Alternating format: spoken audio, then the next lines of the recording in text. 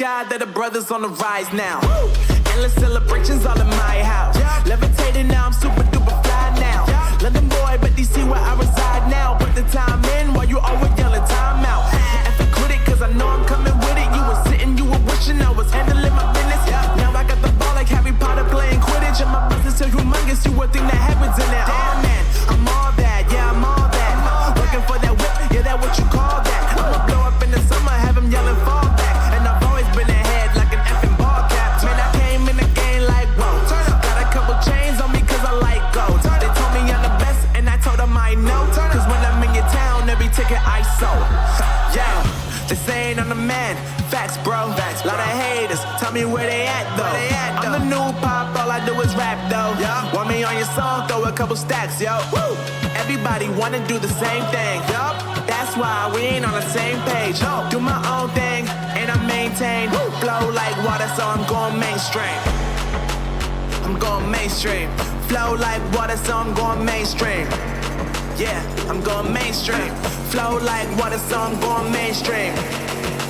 I'm going mainstream. Hello and welcome back to Underground Pro Wrestling. Underground Professional Wrestling. And we're coming to you live from St. Louis, Missouri, where we're at Borrowed Time. Has anyone got the time? It is... you're gonna break the immersion. Sorry, I lent mine out and I haven't gotten it back yet. Who's borrowing it, would you say? No. Every competitor here tonight, Madhouse, that's who! Well, thanks for introducing me, Camper. Hello, everyone. I'm your center of the table commentator, Madhouse. Over here to my right is the eternally strange Ava. That's me, I guess. And from all the way across the pond, Camper. Yo! Tonight... Oh, so he's not... Camper's not strange? No, well...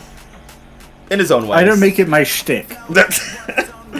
That's not my shtick either. I'm normal.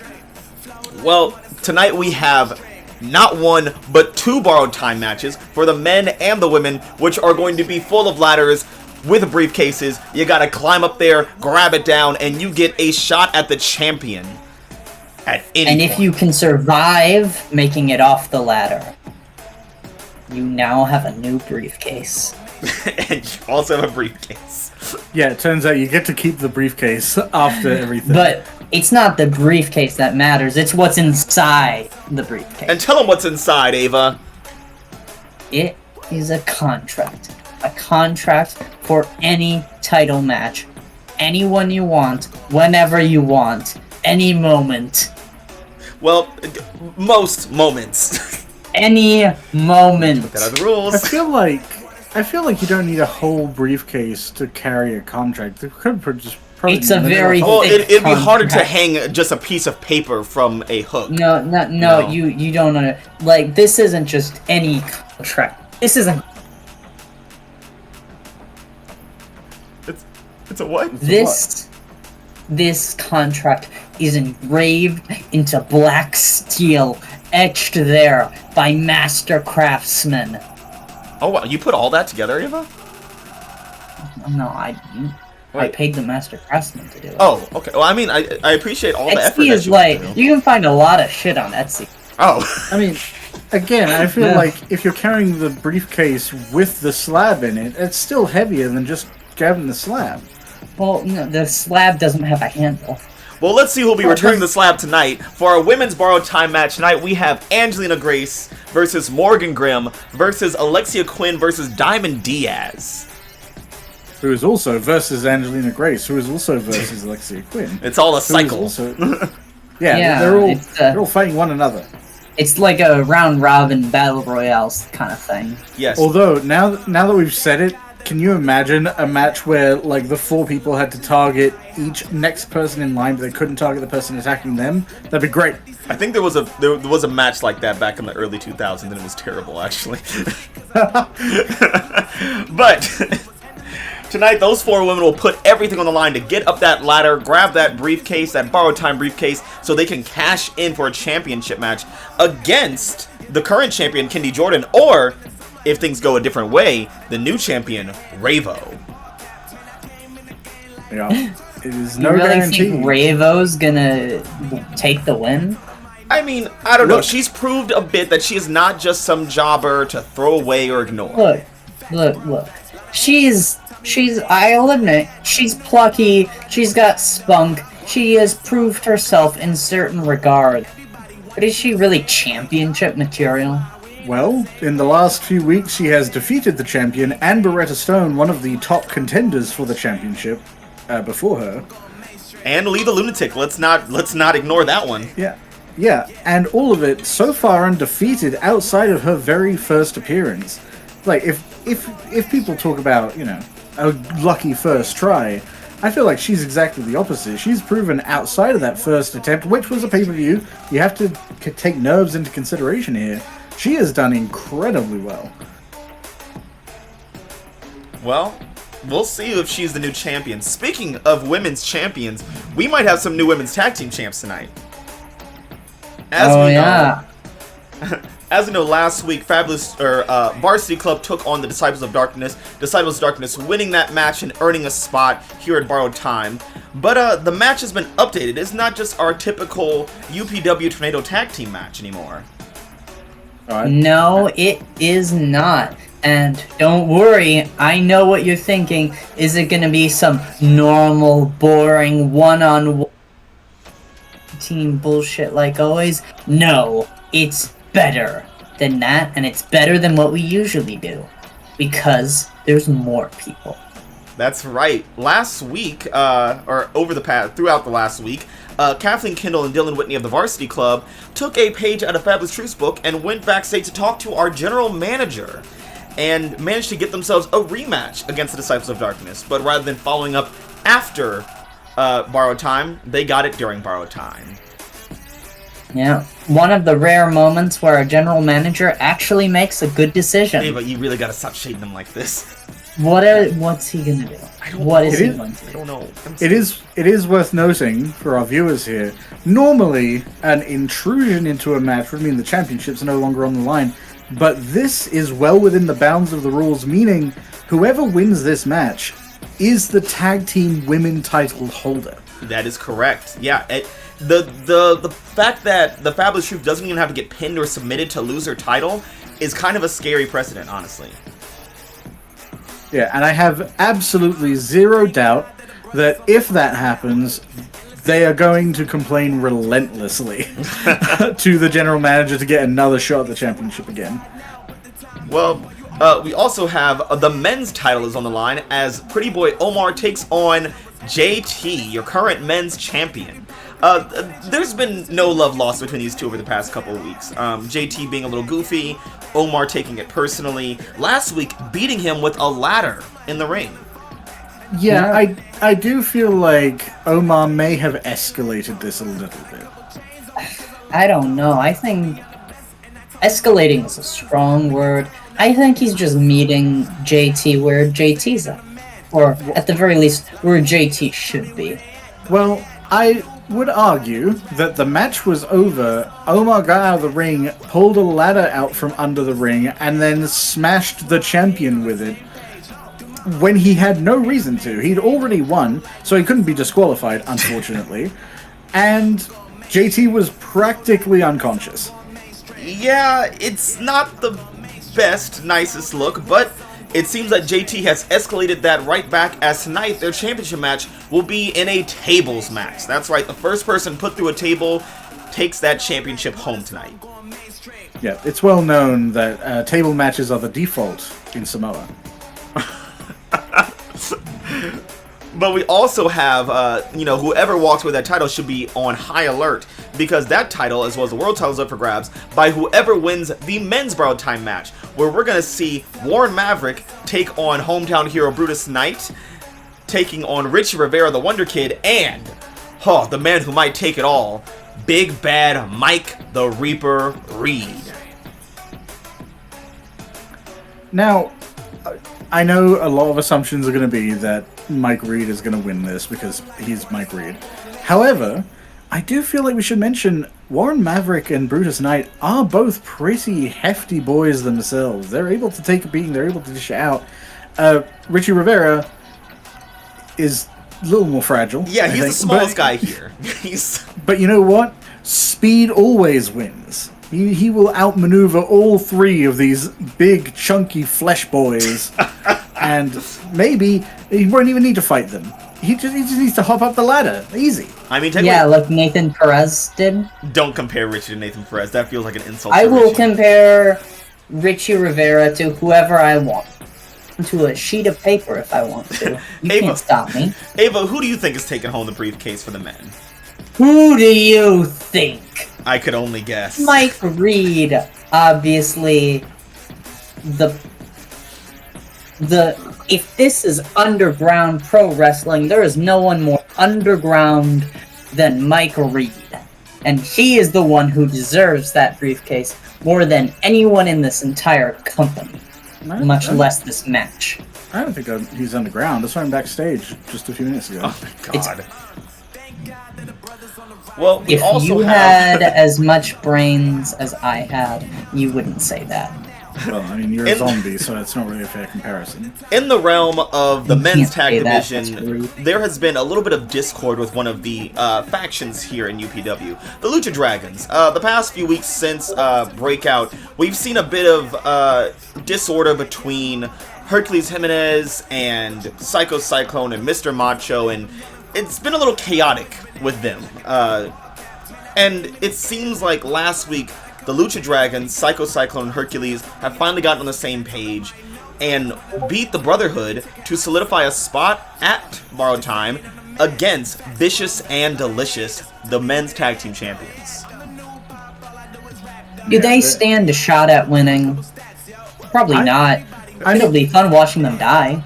I'll be honest. Obviously, with how there were some disagreements in the Lucha Dragons, I would have said I agree. I think Vicious and Delicious are a threat to be reckoned with in any situation. However, after their last match, I think they've gotten back more on the same page. I mean, they took down the Brotherhood, who were the #1 contenders before them. I mean, they took down the Brotherhood, but their match was also riddled with miscommunication, distrust. And it wasn't a good look on either of them. And they only won by the skin of their teeth. I'm gonna add this one in here. Don't even have skin. I'm gonna add this in here. Vicious and Delicious have been gunning for Hercules Jimenez for weeks now. He has been able to dodge them because his team has been protecting him. In fact, Mr. Macho taking a beating for him. And Vicious and Delicious have been on a revenge tour lately. They have been waiting for this moment to finally get their hands on Hercules. I just think they should really keep their eye on Cyclone as well, as he's the one who won the match last week. Yeah, and especially because he is defending his tag team member. And we have to keep this in mind, while Vicious and Delicious are incredibly coordinated, they have proven many times over that as a team they are practically unstoppable. If their goal is to put the hurt on Jimenez tonight, they have to realize the Lucha Dragons are out for the victory. They have to prioritize winning that belt first and foremost, not getting distracted. Yeah. Well, I mean, killing Hercules will win them the belt. Will let them keep the belt anyways. So I don't really see anything wrong with that strategy. We also have, in the same realm, the Luchas, Mr. Macho of the Lucha Dragons has been challenged by Black Blaze in a last man standing match. Now, we know these two are not friends by a mile.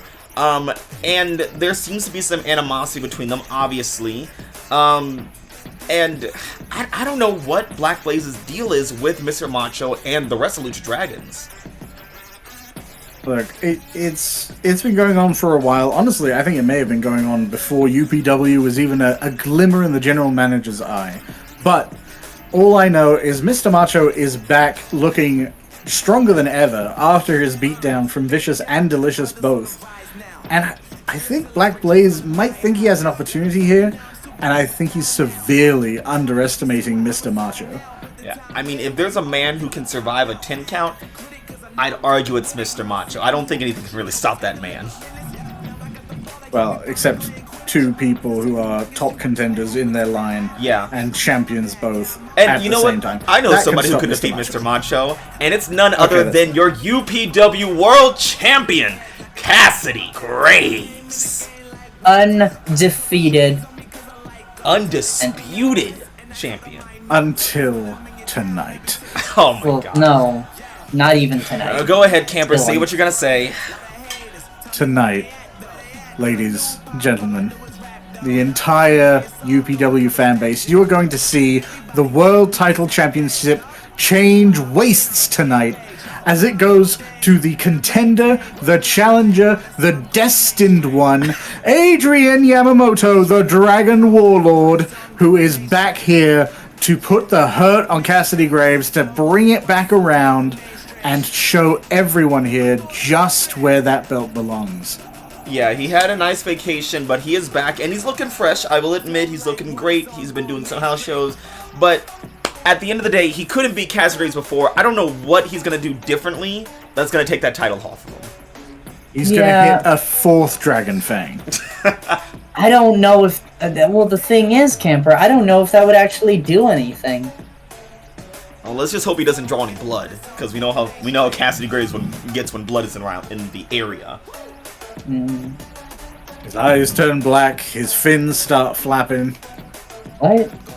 His fins? Yeah, he's a he- shark. No, he's not. Is that what you take from him? He's a shark? Yeah, that's why he gets so invigorated by blood. Oh, yeah, No, okay, yeah, I that's a- see it. I see what you He's mean. That's a normal human guy. He's not- I think it's like a metaphor. It's like a metaphor he's doing there. Oh, what? Yeah. It's like a figure of speech. It's like when you say something. There's only like, one of him. I don't see why we have to talk about his figure. He's pretty in shape. Almost everyone here is. Well, okay, let's talk about our opening match tonight. We have the Princess of UPW, Alexia Quinn, versus Angelina Grace of the Disciples of Darkness, versus Diamond Diaz versus Morrigan Grimm. These women have fought for this position here at Borrowed Time. A chance to get that briefcase and possibly cash in at the right moment to get a championship. Now, At any almost any moment. You know, most moments. and you know I'm all about aesthetic here, and this match is basically peak aesthetic for me. You've got Alexia Quinn always shining bright, and with the Diamond Diaz in the ring reflecting that light, while Morrigan Grimm shielding in the darkness of Angelina Grace. Oh, fantastic. Of course, they're not on the same side, so we may have shadow beating shadow and light beating light, but that's fine. I don't care. I just love the balance. Now, this match is it's bound to be one for the ages, because we have two amazing high flyers and two phenomenal technical wrestlers. Diamond Diaz is I don't even know how to describe her. Terrifying, for one word. Invincible? Yeah. Diamond Diaz was put through the roof of a steel cage. I mean, she went through a steel cage. Landed in the ring, and kicked out, only to then hit the Diamond in the Rough off the ropes and get a 3 count on Beretta Stone, of all people. And that was after weeks of tormenting Beretta Stone and Kimberly Cho. She is a nightmare. To be fair, Morrigan Grimm also went through a steel cage and came back for a very pretty convincing turnover. I don't remember if she won that particular match because it's chaos, but She did win that match. okay, yeah, these women are tanks, despite the fact they are fairly mobile. I understand Morrigan Grimm prefers to stay on the ground as opposed to Diamond Diaz flipping all over the place. Yeah. But I do not envy anyone trying to take on those tanks. No. Yeah. Nor do I. As far as humans go, they are on the upper end. You know, I'm glad that we're at this side of the table and not in there, because I think they'd actually kill, well, at least 2 of us. I wish I could be in there. I think if I were in there, we'd be breaking the rules. I don't think men can wrestle with women. Not Decision? usually. not in this world. Chivalry. Ugh. Not in this gender norm Yeah. world. I think men and women should be able to kill each other if they want to. Well, I think it's time for us to stop wasting time. You know, our time is borrowed here. My time?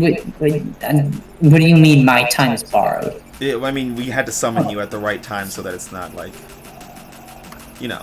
Because you can't have spiritual dimensional overtime. Yeah. You missed the Cassidy Graves match last week, by the way. No, I will rip your throats out. I'm telling you to stop clocking out, but you keep clocking out. I don't choose when I clock out.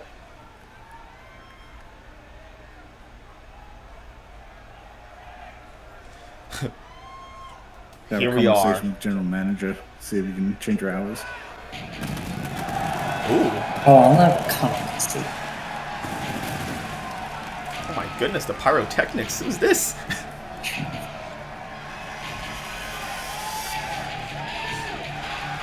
The following contest is the Money in the Bank ladder match. To win this match, the winner is a superstar who climbs up the ladder and retrieves a briefcase with a contract inside of it to be cashed in over the next year, anytime, any place.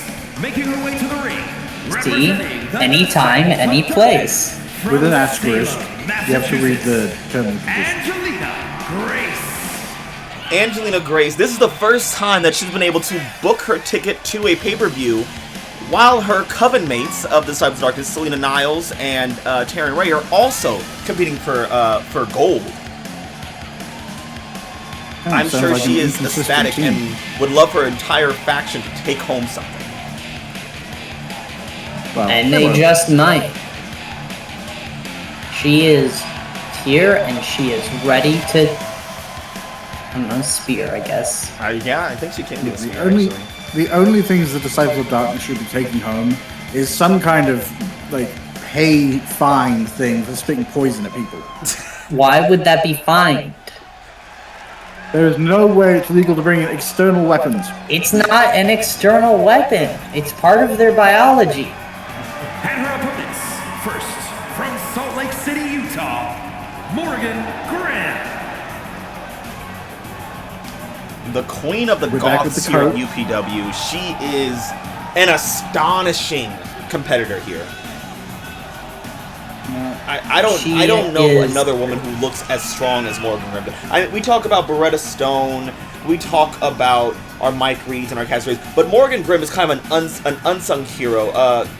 She is powerful when it comes down to it at the end of the day. Oh, you won't hear any arguments from that here. Morgan Grimm is definitely one of the finest female wrestlers we've had in a long time. And also, honestly, just wrestlers in general. If men and women could fight each other, she would probably eat Cassidy Graves' brains out. It's not a whole.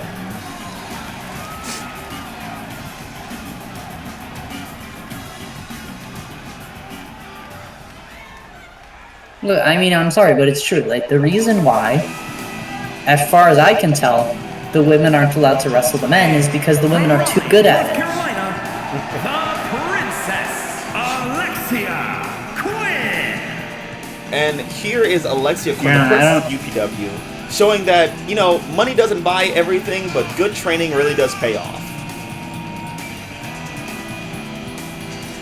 Yeah, You say that, but I feel like I barely ever see her.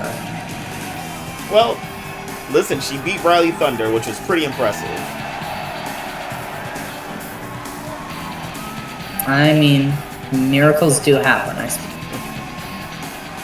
yeah, we haven't been commenting that much, but each of these women have had a different aesthetic tonight. Oh yeah, it's true. A little bit more decked out, Maryland, Diamond Diaz. and then And we now have- here is one of the favorites to win, Diamond Diaz, as we sung her praises through the roof and back. She is strong, she is smart, she is direct, she is everything it takes to be the champion, and the only thing she's missing is the title itself. I mean, I gotta agree with you there. Diamond Diaz is a formidable foe. She's got it all. She is the total package, if anything. I am afraid of what's going on. Don't let me hear you say that. This is... And, you know, the warrior prince of UPW, the cerebral assassin of UPW, she is a nightmare. Well, intros are over. The briefcase is high up. Ladders all around the ring and under it. It's time. The contestants are ready, and the bell's rung. Oh, look at this. Race going after Quinn. Morgan Grimm immediately trying to put her into the Black Sunday. My goodness, right away? I mean, she sees her strongest competitor right now. Diaz at all. Meanwhile, Angelina Grace is airing Alexia Quinn up. I mean, there is a pretty clear problem with that particular strategy. Yeah, what's that? This is not a submission match. That's true. A tap out or a pin doesn't really end anything. You still got to climb that ladder. But, I mean, it wears your opponents down. It prevents them from, you know, keeping the momentum to get them going. What is she doing here? What is going for it's hard to climb a ladder when your body is suffering and in pain from a Black Sunday. And showing up for the crowd. I mean, if you got it, flaunt it. Oh. Sunset flip from Diamond Diaz. Oh. Heavy impact.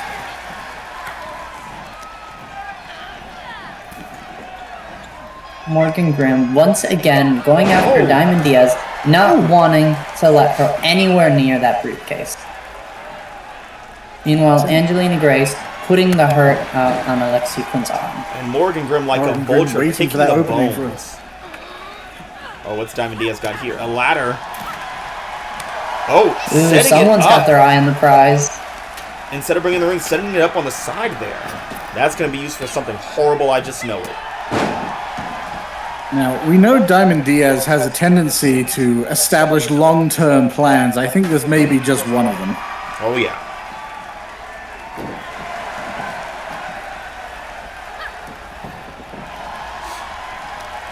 Alexia Quinn now grabbing a ladder. Roll away from Grimm. Diamond Diaz going in for the kill, not wanting anyone else to touch a ladder except for her. And let's look at the Disciple of Darkness versus Morgan Grimm in the ring right now. Just Morgan Grimm just giving her the business, and now getting the ladder while her competitors are distracted. Yeah, Morgan Grimm might have just the same dark aesthetic, but she does not need a dark sugar daddy to get her any points. Morgan Grimm, first person up the ladder tonight. Let's see if it pays off. Climbing it with impressive speed. Until she got to the top, and she kind of slowed down for a bit. Oh, Grace. Angelina Grace immediately taking out from under, and oh no. Oh. Electric chair drop. At least you didn't fall on the ladder. I mean, who knows? If you fall on the ladder, that might just spell your victory. Oh man! Whoa! Oh my God! Oh, and that plan comes into Diamond Diaz setting it up and seeing it to fruition. Busted. And wait. Don't worry about that. The ghost is at it again. Where'd it go? Oh, it was Angelina Grace on the ladder. He went to the same place the announcer. Alexia Quinn looking like she's gonna try to stop her. They're not too speedy about it. I mean, this is smart. Let them loosen up the hook a little bit. Just not too much. Yeah, you don't want to get the box, but you also don't want to have to spend a few minutes up there fixing it yourself. Yep. Let all the other people do the work for you. Sounds like an Alexia Quinn plan to me. And now Morgan Grimm. No one to stop her. Oh, here they come. Everybody rushing in to stop Grimm. Once again, taking her sweet time. Oh, Morgan Grimm cannot. Oh, she might. Oh, no. It looks like she's been stopped. Diaz climbing up the opposite side. Oh, if Diaz can touch it. Oh, she's coming down, knowing that it's not safe just Diaz yet. coming back down. Yeah, she didn't want to fall off the top of that ladder. She's already fallen through a cave. But She you guys doesn't see need how more loose gravity. that briefcase is right now? The next person to touch that thing I mean, might maybe be that's- our borrowed time winner. Uh-oh. And Angelina they've been Grace, doing it in an the disciple impressive of amount darkness, of while time. everyone's down and distracted. Quinn's showing off Back too to how much. back to what she was starting, Diamond Diaz trying to split the And- ladder. Oh! Before she can get it off, jumping off the ladder. She's hanging. Diamond takes Diaz the legs caught out her, from under her. crashes back into the ground. Diamond Diaz very experienced with the power of gravity. A victim of it oftentimes. Oh, and so is Princess. I mean, but also as a high flyer, she knows how to use it. Yeah, much in the same way that you can build up a resistance to poison by taking it in small amounts. Diamond Diaz, being a high flyer, has gained a small resistance to gravity. That sounds about right. I don't know enough about human biology to dispute that. Now, the Alexia Princess Quinn, now sitting once on the ladder. again, trying Oh, to while sneak everyone's in distracted, while everyone else she's is up top. distracted. Could she Diamond get it? Diaz. Oh, Uh-oh. Alexia Grace. She just gotta lock it in just a little bit. Oh! It looks like she did it! And she has it. This Alexia is borrowed Quinn time, is our everybody. borrowed time winner. Grace was just too focused on putting the hurt on Morrigan Grimm to keep her out of the way. And just like any other ladder match, it was gone in a flash. You really have to keep your eye on the prize. Here is your winner, Hey, and Miss Money in the Bank, the Princess Alexia. Someone really needs to tell the Yeah, we ghost gotta that tell the Morris ghost that is that's what supposed it's to be called. saying. But yeah, Miss Borrowed Time, Alexia Quinn. She now has her championship opportunity. I mean, after that performance, I don't think we can really talk bad about her, quality training, top tier training from all of her daddy's money. I mean, we can't. I mean, let's not beat her on. She won by letting everyone else loosen up the briefcase and then took it when no one. She barely did anything. That's called strategy, reserving your strength and letting your opponents weaken down the target, which happens in all kinds of battle royale matches and things like that. So when In this Nathan case- Perez does it, he's a hack, but when Alexia Quinn does it, she is a. When Nathan expert Perez does strategist. anything, he's a hack. Also, Nathan Perez didn't wait for anyone to loosen anything. His opponents just got way too caught up on one side of the ring, and he just dealt with the contest himself. And he was also a hack for trying to Sure. run away from every fight that he'd ever been in. Yes, that too. Speaking of Nathan Perez and the former men's championship, Let's talk about the current men's champion, JT, the Samoan Bruiser. This guy is, Omar. Oh yeah. JT still has it. I guess. yeah. Oh, are you predicting that Omar's taking home the title tonight? I don't know if I would call it a prediction as much as a guarantee. Oh, come on, Ava. Listen, Omar is good. He's He's skilled. He beaten is JT. He's beaten JT how many times? twice. More than that. It's only been twice.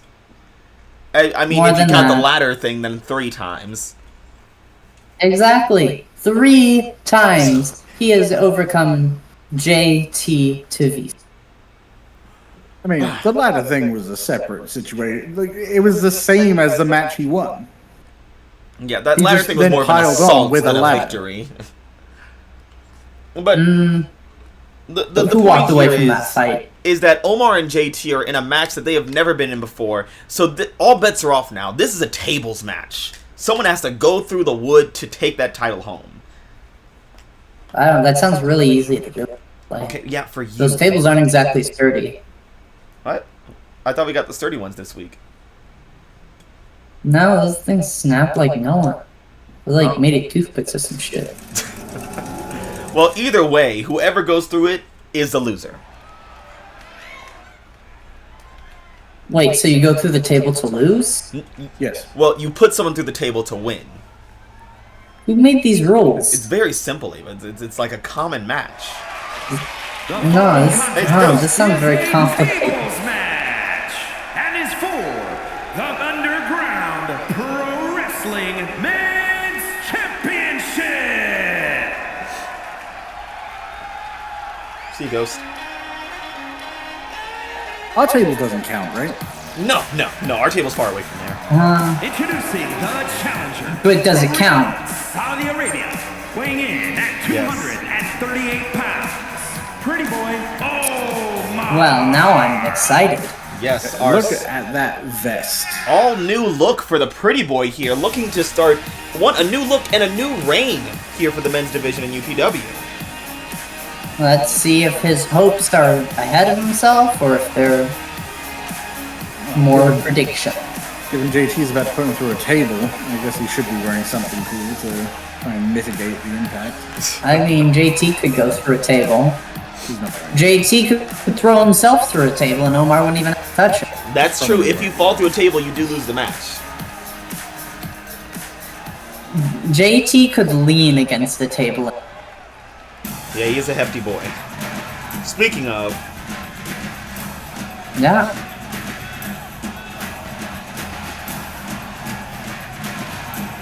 And introducing the champion from the Isle of Samoa, weighing in at 251 pounds. He is the Underground Pro Wrestling Men's Champion, JT.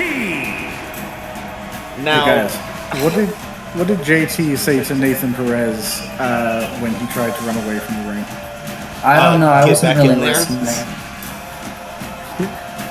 You look like you want Samoa. wow, that was Like, that was really bad. like he Kimber. wants to go. Like he wants to go to Samoa. No, it's like a play on words again, Ava. It's the words thing that you have trouble with. It's like Samoa sounds don't like get some it. more of. No, it doesn't. Okay. If you're from why New we York, wasting it time sounded on great. Camper's jokes? We have a wrestling. to Who look is? No one here is from New York, and if they are, I'll kill them. at.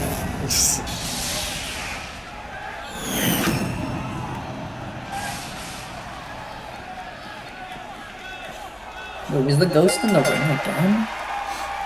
Here we And go. not anymore. The only thing in this ring are these two men. Not even Omar a table to quickly go right now. Asserting dominance, foot to the face of JT. There are a few tables set up outside already, and I can't imagine our competitors haven't realized that. Oh, JT waking up, showing that Omar's speed isn't gonna help him much here.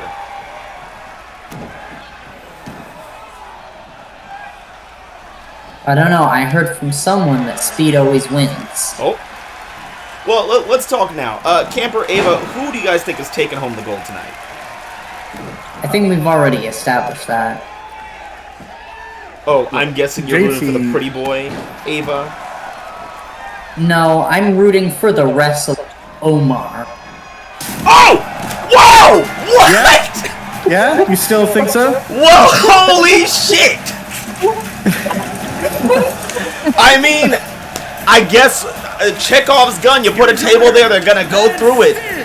Underground JT showing, like he said, speed won't help him here. The champ will stay the champ.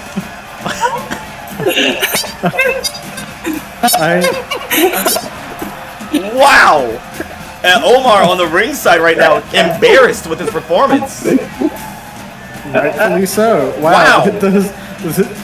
I'm getting a live update from Boys and girls, I think might be our best pay-per-view yet.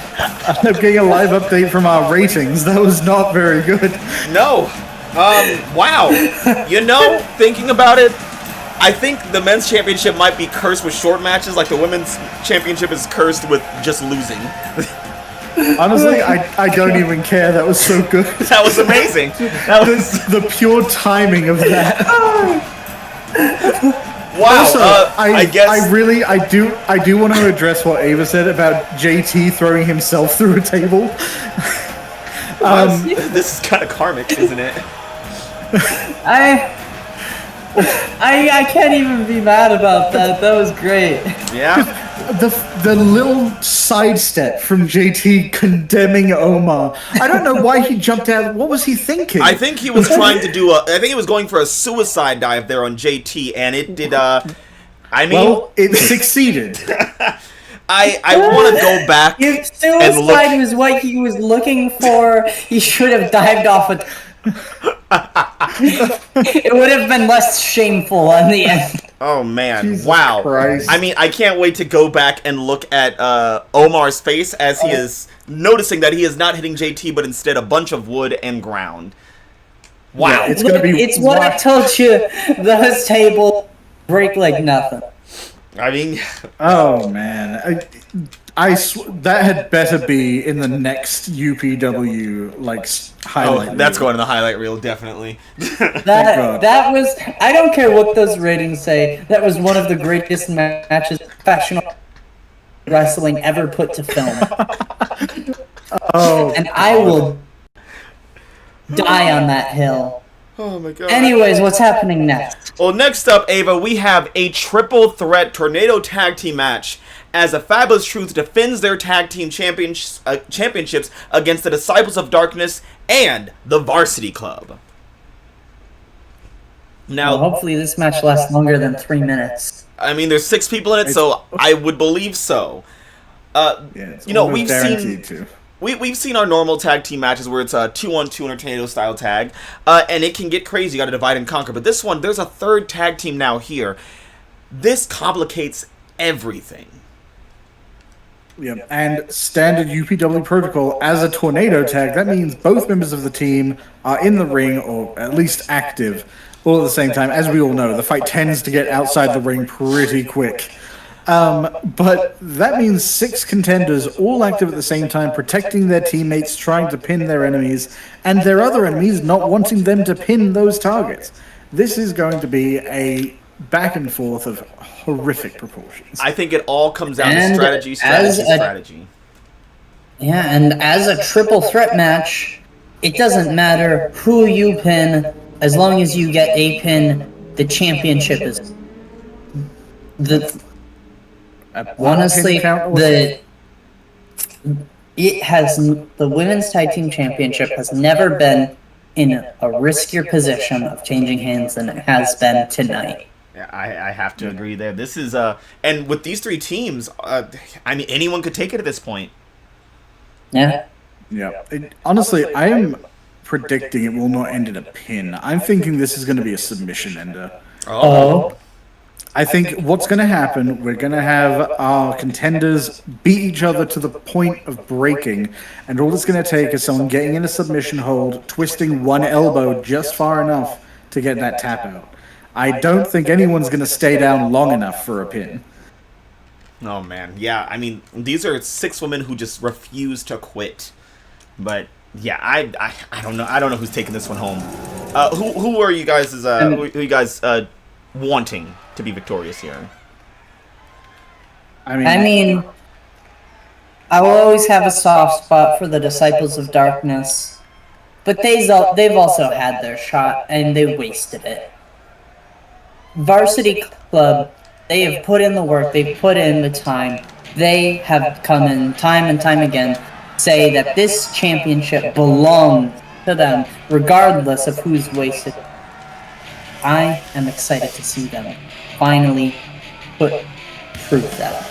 I mean, counterpoint, you have talked a lot of smack about the Fabulous Truth coming back for do-overs, which is what this is for the Varsity Club. The following contest is a triple threat tag team match. Okay. Well, if we're just accepting the Crown Pro Wrestling Women's Tag Team Championship. Introducing the challengers, the Disciples of Darkness. Disciples of Darkness, though, looking as menacing as, especially in their pay-per-view gear. Gothic combat armor? I Yeah. don't know. They're terrifying. I mean, similar style to Angelina Grace earlier tonight during the women's borrowed time match. Hopefully they're a little more Though successful. it looks like Taryn Ray forgot to paint half of her face. There's something on her eyes there. Yeah, she's got like streaks down the side. I guess she ran out of time. They got borrowed by somebody. Ah, I see what you did. How many more of those jokes do you think we can get in tonight? I don't know. How many more matches do we got? Well, I mean, luckily no more tables matches, so we'll have a little bit of time.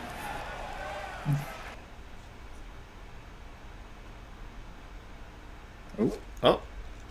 Uh-oh. It seems that we're having a few technical difficulties with our camera guy. It seems that he just stopped moving I there. think our subscription to the Generators Monthly is still working, right? Oh. What is... Oh. Yeah, our generators are just not working. Just tell the girls to go back and do it again. Just tell them to go back and do it again. Oh no. Oh no, the Disciples of Darkness are fiddling with the lights again! Oh, goddamn. The match hasn't even started They're trying yet. to fuck with the lights before the match even starts? Are you kidding me?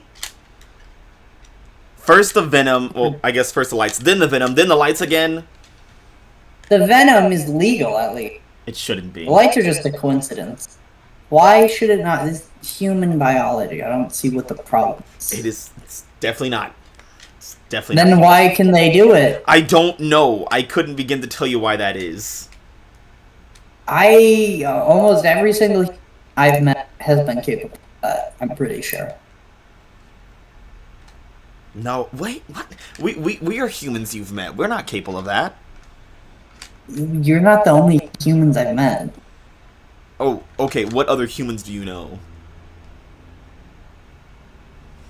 Well, the Disciples of Darkness. Okay, yep, I'm gonna stop you there. The Brotherhood. Yeah, the Brotherhood. I know the Brotherhood. They don't spit poison. How do you know? Well, no, they intake poison. It makes them stronger. And Oh, okay.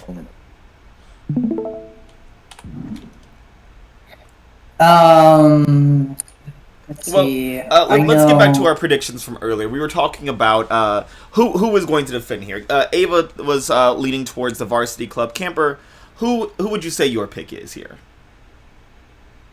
So, obviously, the Varsity Club had a shot, and unfortunately lost. They lost to, as much as I dislike them, the Disciples of Darkness fairly won their match. They are set to be the #1 contenders, and I'm not a huge fan of the fact that the Varsity Club has now intruded on a championship match.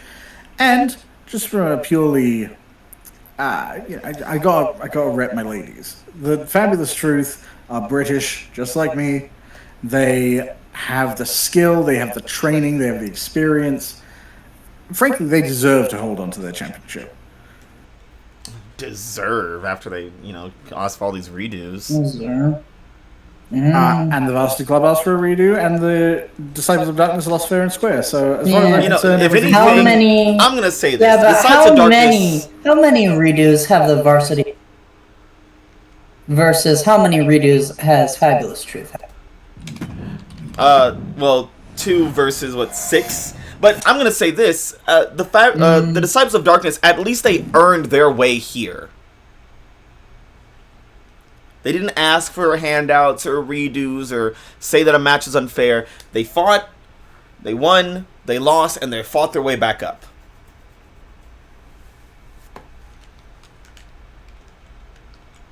You're saying that of the 3 people here, the Disciples of Darkness are the ones who deserve it the most? I'm gonna have to go with my gut here. Yeah.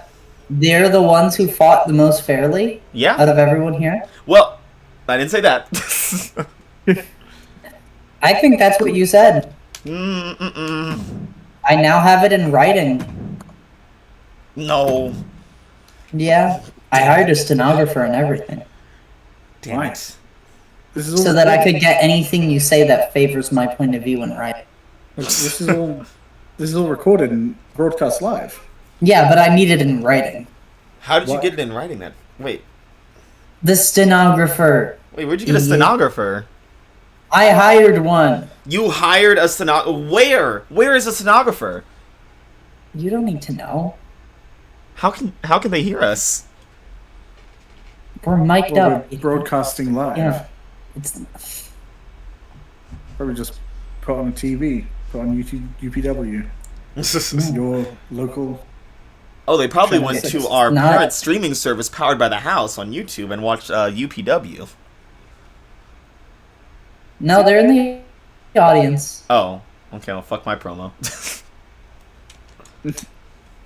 I don't want. More plugs. I definitely don't need that right now. But yeah, like I was saying, I'm not rooting for Disciples of Darkness. I'm just saying they earned their way this time. Which is more than the other Well, then teams. stop dodging the question. Who are you rooting for? That's a hard question. Me. Yeah, stop dodging it. I'm rooting for whoever the champions will be. Because I want to be right. No. Neutral bastard. Alright, and we're ready for some tag team action now that our generators are back working and our lights are back on. Here they go. Fabulous Truth, Varsity Club, Disciples of Darkness. Ref, get out of there. Oh my god, get the out ref of just there. got clocked to the face. Oh my goodness. Don't worry, they're basically indestructible. Well, it's not what we've seen before. Oh, the ref! Oh god. Right now, the Disciples of Darkness taking early command. Honestly, it's kind of hard to tell what's happening. There's so many bodies flying all over the place. It is absolute Everyone chaos. is The ref going is after even running everyone. around. Right now, we have Dylan Whitney on Nikita, our first pin of the night here. Broke it up immediately. Oh, again, it didn't even last long enough for the ref to get a tap in. Ref could barely even make it down to the mat. Oh, what is Taryn Ray doing here? Now, I'm pretty sure weapons I are am still illegal, honest- right? Right now, the thing that's surprising me the most is how long it managed to stay inside the ring. Wait, is the ref looking? Oh my god, I think, are weapons legal? Oh my god, Dylan Whitney just took a bat strike. Oh And Whitney god. right across the face with it. Seems almost everyone is trying to get in on that. This is a hard. Meanwhile, in the ring, Kathleen Kendall taking it to Lauren Marie. Is this a hardcore match? I think so. I don't know. I forgot to check the rules. Barely The GM didn't tell any me. rules. Well, one of the rules is not smacking. I mean, a typical tag team match, but this is a Smacking triple people with a threat. baseball bat. I mean, when you think a normal triple threat match, you have weapons at your disposal, so I assume in a triple threat tag team match, it's the same.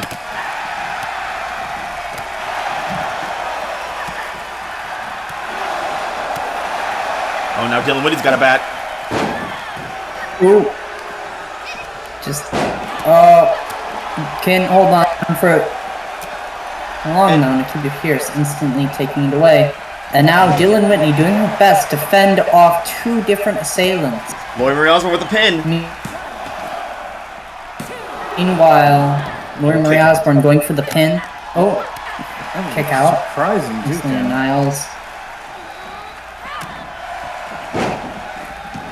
Now, this is a bit of a grudge match right now. Kathleen Kendall between these six knocking women. down Laurie Marie Osborne. This needs to put in some more work on Selena Niles. Oh, Taryn Ray going for another quick and easy pin. Not paying off at all. Oh, Kathleen Kendall going for a pin. Kick out at 1 by the champs. Very impressive punch right to the face on Taryn Ray there. Oh, a little combination from... And a knee to the Dylan gut, Whitney. followed up with another series of strikes. And a knee straight to the face. Dylan Whitney is not holding anything back right now. This is extremely chaotic. Oh, a suplex. There are just bodies everywhere.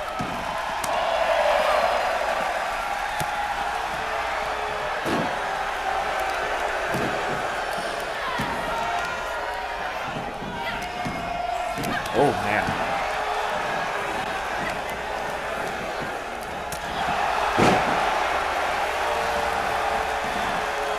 Now, I think it's interesting the amount of time that each of the teams have been spending outside, and of course the Cyber Darkness going for another weapon.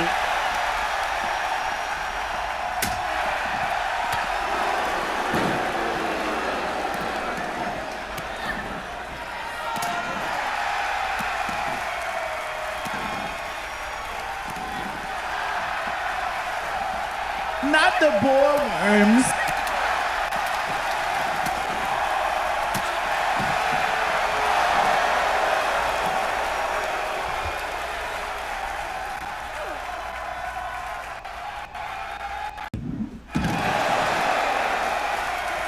Yeah, it's just been absolute chaos right now as there are just fists, feet, bodies, and weapons flying everywhere.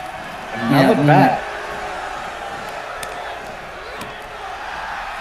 And Kathleen Kittle better turn around. She's about to get a bat right to the stomach. Oh.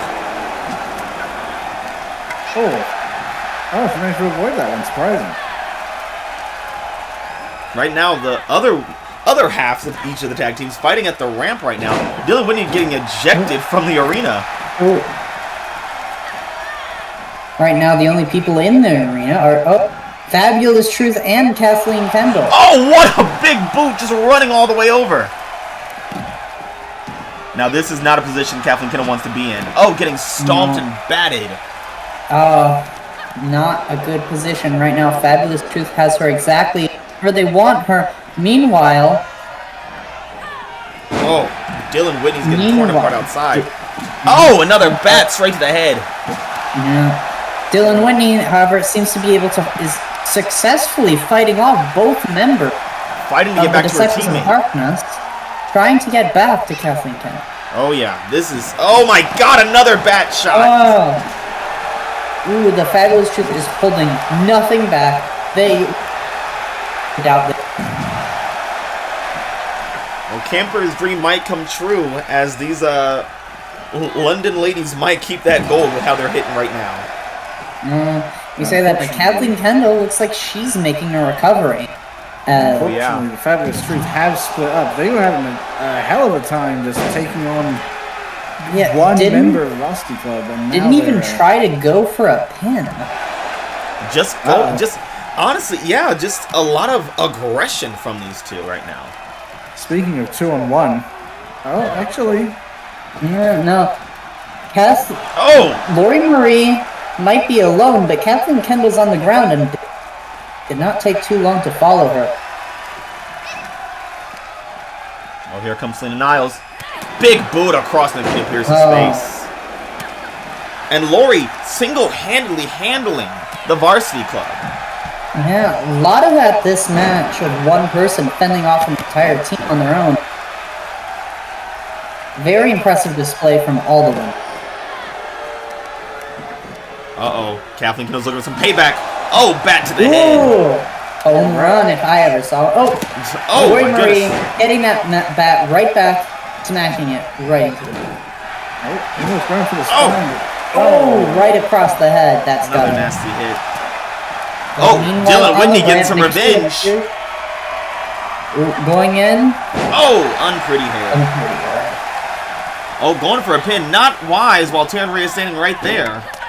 Yeah, no chance whatsoever. Meanwhile, on the ramp, Nikita Pearson and Selena Niles are just having at it. Yeah, these two have a long history and not afraid to duke it out. Oh, and now throwing Kathleen Kendall up the ramp too, keeping half of each tag team far, far away. Yeah, it is now essentially just a three-way, both in the ring and on the ramp. Yeah, and whoever wins either one takes it all for both. Oh! Unfortunately, you can only pin or submit someone in the ring. So right now, Nikisa's playing defense. Oh, now it's just Dylan Whitney and Lori. And Whitney has Lori just where she wants her. On the ground and alone. Everyone else is trapped at the ramp. Nikita someone's got to get in there soon, otherwise Varsity Club might just take this. Uh-oh. I think Dylan Whitney might be setting up. Oh, nope, just beating the shit out of her in the corner, it looks like. I mean, that's always a good strategy. Beating the shit out of someone is one of my favorite things to see. Look, if it works, why fix it? Meanwhile, it is complete chaos at the ramp right now. Our lighting guys are losing their fucking minds with these spotlights. Yeah, we have like, what, 3-4 different spotlights over there? I've never seen our lighting team work this hard before in their lives. Nikita Pierce is saying, my business is done. Oh, going for a pin. Oh, Nikita Pierce seeing it happen. Oh, and just letting her teammate kick out. Not even worried because she knows that Lauren Marie Osborne wasn't done yet. Selena Niles, seeing if she could capitalize on this, Lauren Marie's not going to let her. No such luck. Nikita Pierce is protecting her teammate best she can. Lori tries to heal up, tries to wake up. Dylan, Catherine Kendall still trying to wake up on the ramp, crawling to her feet as the Subs of Darkness are back in the ring. the only one outside the ring right now, definitely, even she's trying to get back. Oh, what a backhand!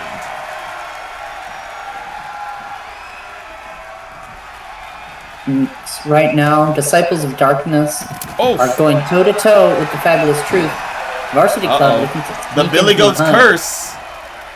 Varsity Club's not going to let that stand. Oh, kick right to the top of the Kick head right there. in the back of the head. Oh, it's going to be hard on the neck. It looks like Varsity Club waited a bit too long there, thinking about what they should have done. Ooh, Dylan Whitney knocking the shit into Selena Niles. This is, of course, the problem with being the new kids on the block. All of your training, Oh, the bat again!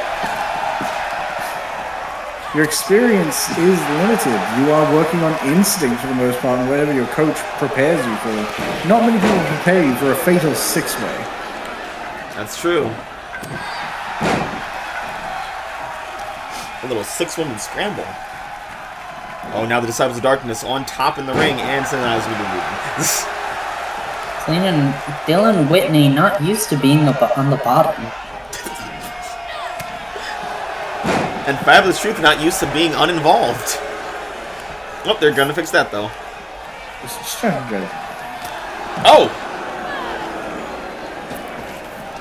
Yes, strategy. Right now, the Disciples of Darkness are looking incredibly strong here.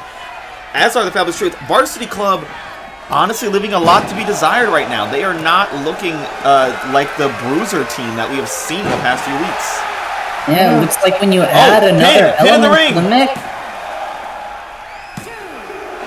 Kick out from Taryn Ray. It was good. Selena Niles was distracted. That was a the close best one. opportunity that anyone would probably get in this match right now. Oh, Yeah. Fabulous Truth almost able to take it home. Taryn Ray not out yet. you know, something Naz was mentioning about Varsity Club kind of leaving some win here on the table. It reminds me a lot of the Los Guerreros. New to the scene, clearly talented, but when you go up against experienced teammates and team players, like both the Disciples of Darkness and the Fabulous Truth, this sort of chaos can rend a team apart unless they are prepared to work together and trust their teammates. And I don't think the Varsity Club has been put in this kind of stressful situation before. They've handled one-on-ones and they've handled tag team matches. I don't know that they're ready for this. Yeah. And they were the ones to ask to be in this match in the first place. Varsity Club might have bitten off more than they could chew. Yeah. Oh, Taryn Ray on the Taryn cover. Ray going for the pin, looking to reclaim those titles. Kick out at but one. the kick out on Again. one. Fabulous Nikita Truth Pierce letting their nowhere teammates kick out. near her limit. Fabulous Truth letting their teammates kick out, not even trying to stop the pin. Oh, Lori's got a Taryn sledgehammer. Ray, obviously furious at this. It is worth noting, Lori Marie Osborne was getting into the ring. She would have been able to stop that pin, but it wasn't necessary. But that's good teamwork, knowing that she can be there to help her teammate if necessary. Whoa! Oh my god, she flew for a Putting second her there. full body weight into that. Oh, one. trying to Did she stomp just- when I'm missing. Did she just get a full, 4-foot jump? And then she got punched so hard that she went over the... Everyone's taking their lumps today. Oh. Outside the ring, Dylan Whitney trying to gain some momentum against Niles. Kathleen Kendall standing. Kathleen Kendall, alone in the ring, just sizing up the competition, recovering her strength while she has the time. Seemingly let her teammate just get ganked by 4 strong contenders all at once. Oh, Kathleen's got a bat. She's got a bat in hand. Let's see if she knows how to use it.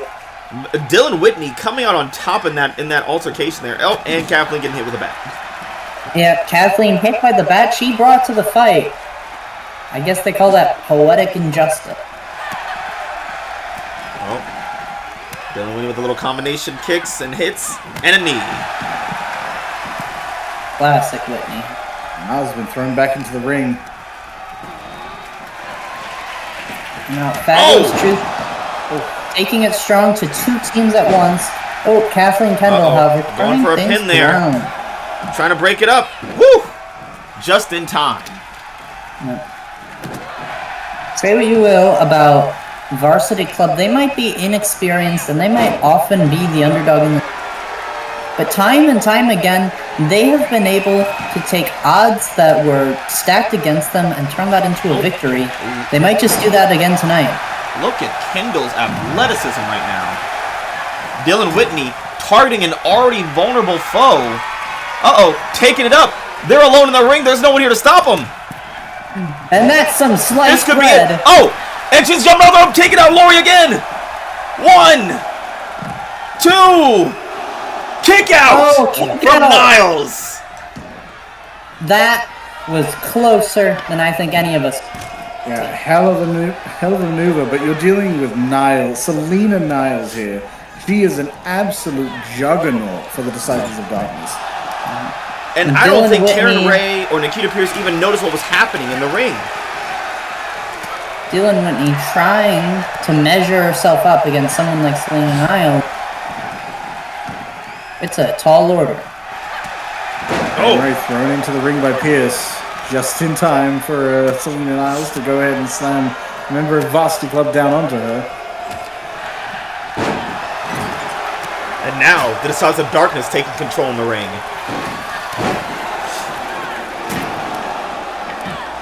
Tearing apart the other two teams right now. And do you see that tandem offense of the Disciples of Darkness? It didn't really pay off there at the end, but just dismantling the other teams. Yeah, if not for Nikita Pierce's reaction, she would have taken a drop kick to the face and an elbow drop to the face not long afterward. Pierce trying to reposition Niles. That's optimistic. Oh, what a suplex! Jesus! So you're gonna go for another one? No. Okay. Taryn Ray's not gonna let her.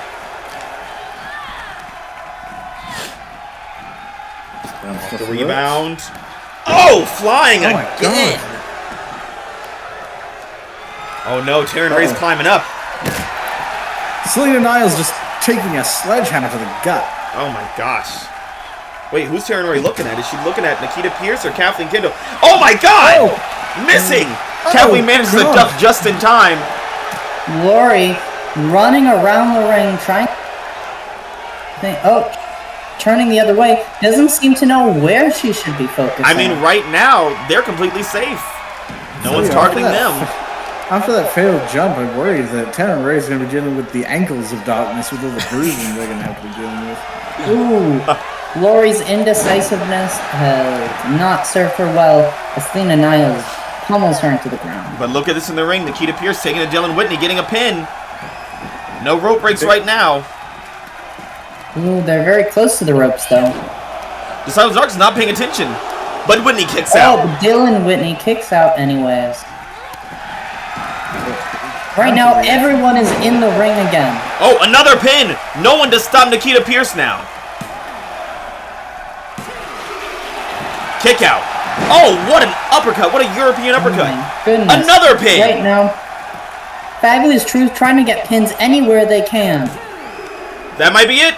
3. And there it is. The champs Fabulous retain. Truth getting every... Oh, Nikita Pierce doesn't even realize the match is over. A lesson there. My God.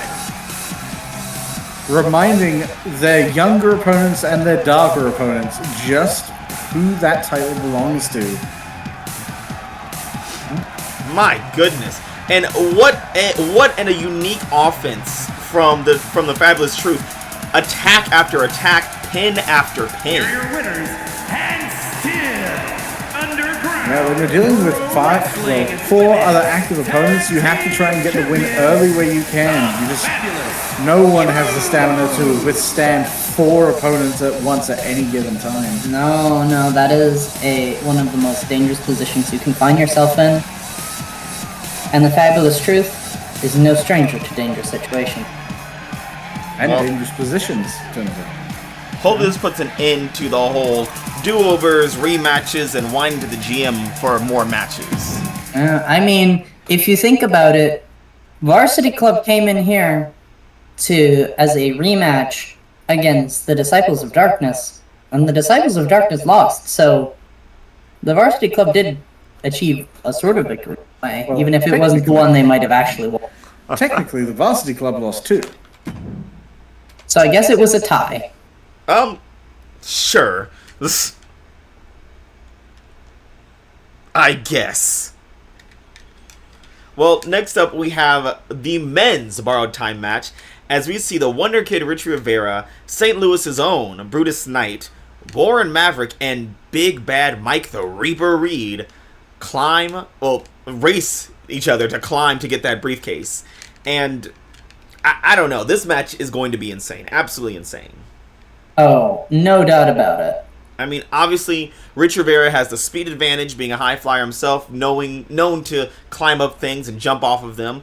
But, you know, Mike Reed, Warren Maverick, Brutus Knight, very large men, they don't have to climb up as far to reach that briefcase. They have a size advantage here.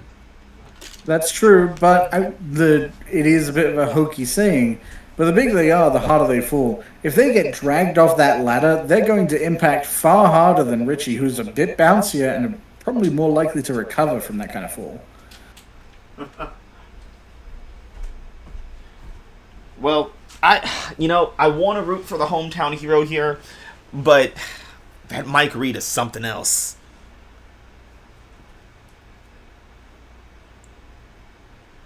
Yeah, unfortunately, that something else will be a loser tonight. Oh my god. Who are you rooting for, Camper? I mean, I never want someone to lose in their own hometown. I have to support Brutus Knight for that. But if he cannot win, I'm hoping Richie Rivera. I think the speed, the athleticism is perfectly suited to a ladder match. And I don't know. The kid's got spunk. I like it. Well, spunk doesn't win matches as Varsity Club. I mean, yeah, you got a good point there.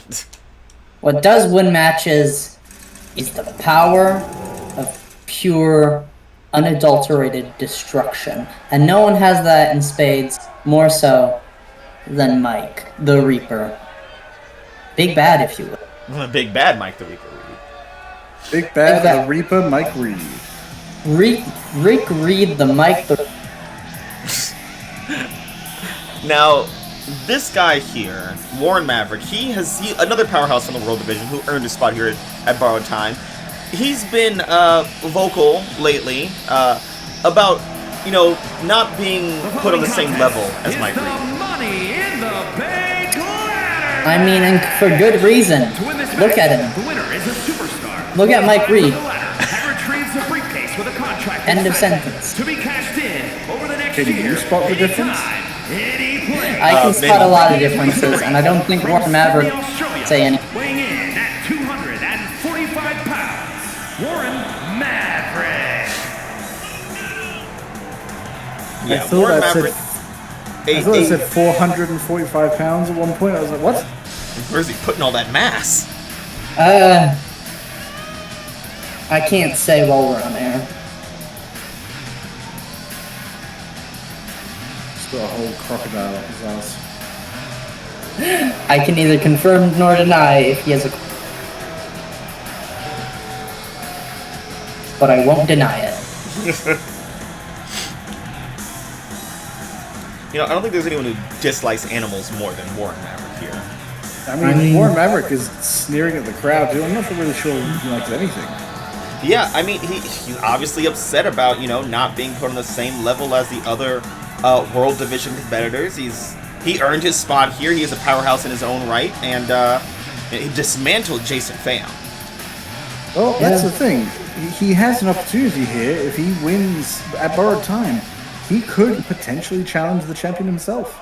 Yeah, I mean, he hasn't been put on a similar level as world competitors, but he also hasn't been performing at a similar level until now. St. Louis, Missouri. Yeah, it turns out your win streak against the local wildlife does not count. Brutus Knight. And let's talk about St. Louis's own Brutus Knight. This man is a monster. we saw him take on Sean Spencer's Shane in the qualifying matches earlier on this month, and he was virtually unstoppable. Power, Yeah, I was gonna say, speed, take on? innovation. I think you mean... Oh, you mentioned speed, and I remember that match. He was practically a train tearing through anything Shane could try to throw at him. Yeah, you say take him on. I think he dismantled Shane. And this is... Honestly, he tends to do that to most of his opponents. He's just a very skilled fighter. A D1 athlete and here to prove it. Back in his hometown, he's got to be electric right now. And from Madison, Wisconsin, weighing in at 210 pounds, Richie the Wonder Kid Rivera. Well, go Wonder Rangers! It's Richie Rivera, the Wonder Kid. What? Don't remember the Blue Ranger ever wearing the chest piece. Well, this one does What do apparently. What are you talking about? It's remember that show we were telling you about, Ava, Power Rangers? Yeah, that stupid show that made no sense. Ava! A day. What? That show was great. It's all about honor and okay, never mind, I see why you hate it. It's the worst show I've ever seen in my entire life. Ava just really doesn't like that the teenagers were working for, like, charities in every episode. Why would you do that? You don't get paid. Oh, God. You're every kind of evil, aren't you? Thank you. It's like, Yeah. Regardless, That actually means a lot to me. we have ourselves the Blue Ranger in the ring. I'm looking forward to that. Oh, well, he better find the other 5 because he's about to need the Megazord after this one. From New Orleans, Louisiana, weighing in at 315 pounds, Big Bad Mike the Reaper Reed. So you said 315 pounds? At least. At least. Yeah, probably added by that what looks like emerald mask he's wearing tonight. The Reaper is here, full cloak and mask. He is ready to collect some souls and hopefully a briefcase as well. Yeah. I mean, with the size he's working with, he might not even need the ladder. Yeah, he might just be able to do a nice jump and get up there.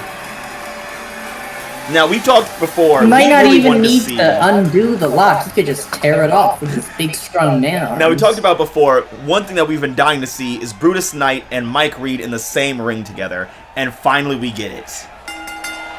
And no one jump off the ring into the table. And it seems like Brutus Knight was waiting for that as well. Instantly going. And Mike Reed for the wisely other. getting out of the way. Mike Reed not letting Brutus get it. Rolling out of the ring and then just throwing him away. Yeah, just throwing him practically to the other side of the arena. And flexing in his face. Now, I wouldn't say this is wise with good Brutus Knight here.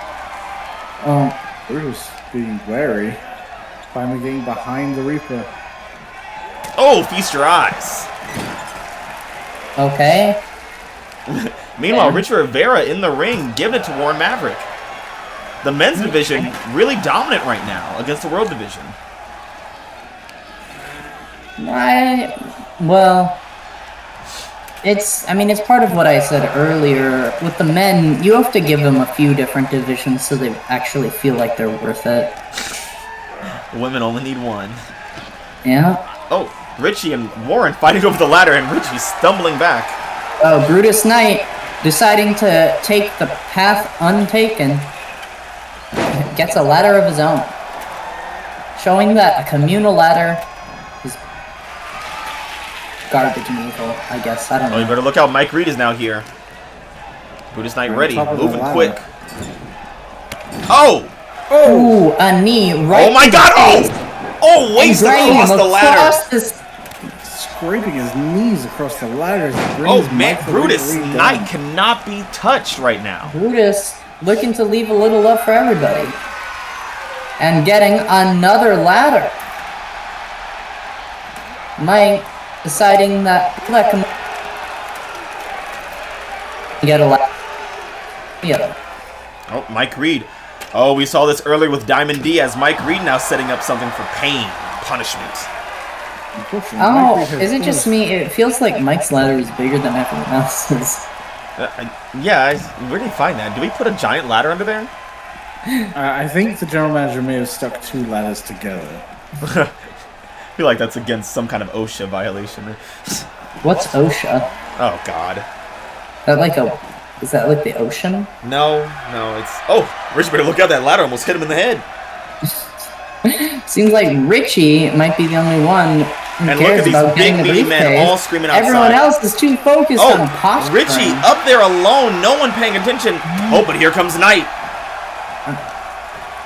Knight practically teleporting into the ring. Oh, taking the ladder down. And, oh no. Oh! Oh, jeez. Double stacked. Shoulders and neck Reed. across the ladder. Just flexing. Reed seems very concerned about showing he purely what's this? by flexing. Uh-oh. Brutal DDT across the ladder! Oh my goodness. Richie isn't gonna walk that one off anytime soon. I don't see him moving. I don't even see his legs twitching. I think he's lifeless now. Brutus Knight alone in the ring. Really? Oh shit. The ladder. Oh yeah. He's got to get up there. Maverick is obsessed with Mike the Reaper Reed. but Sees him as a goddamn. primary Richie back to his Look feet too now. soon. It looks like Rivera is not as dead as. Oh, but Rivera now looking to meet Brutus at the top there. It looks like they're gonna fight on the ladder for what's the this? briefcase. It's choking him.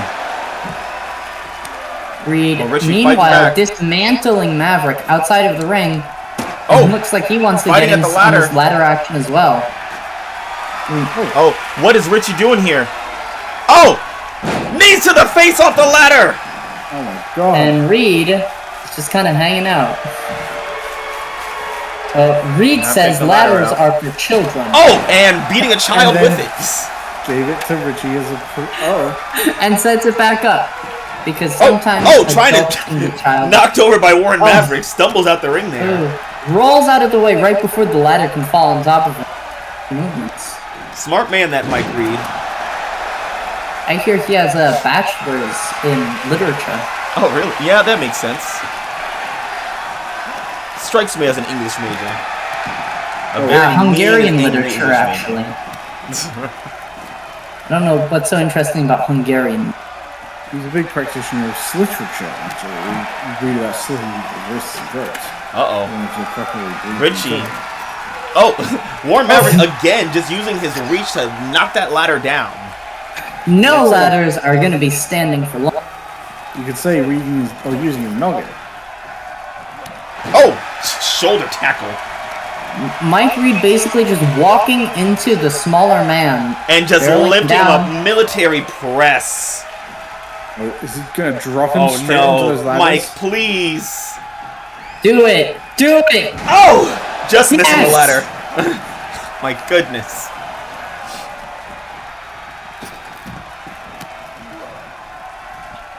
Now we got two big meaty men slapping meat in the ring. Brutus Knight's got Warren Maverick up.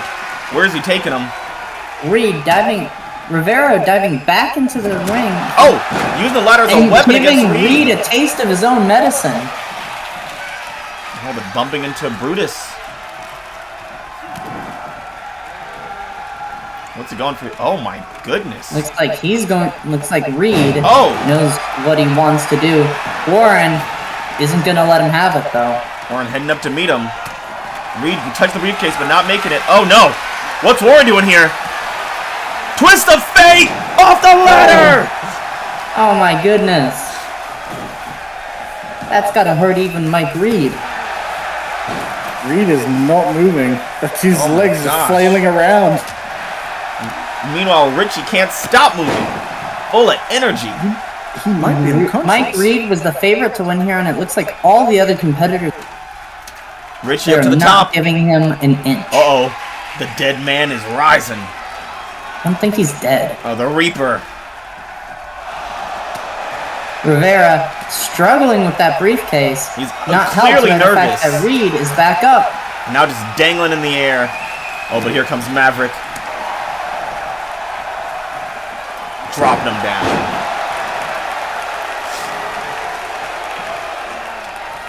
Oh, man. Oh, another knee right between the eyes. Brutus Knight, the only one saying this is the time for him to capitalize to get the ladder, but he keeps dealing more and more punishment.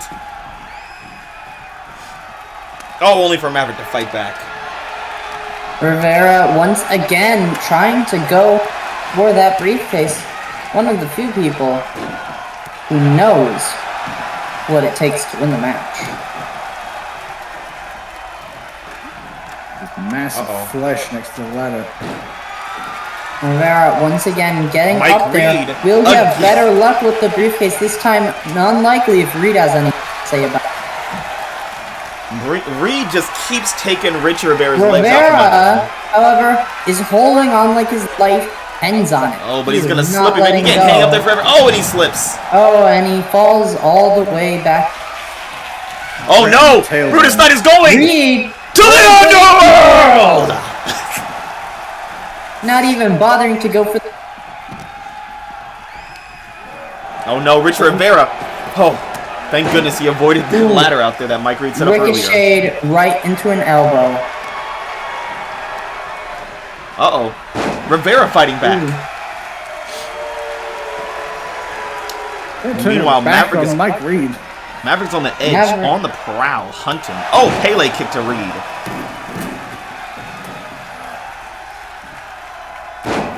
Senton. Meanwhile, Brutus Knight playing with the stairs. Oh, what's Richie going for here? Oh, another running senton.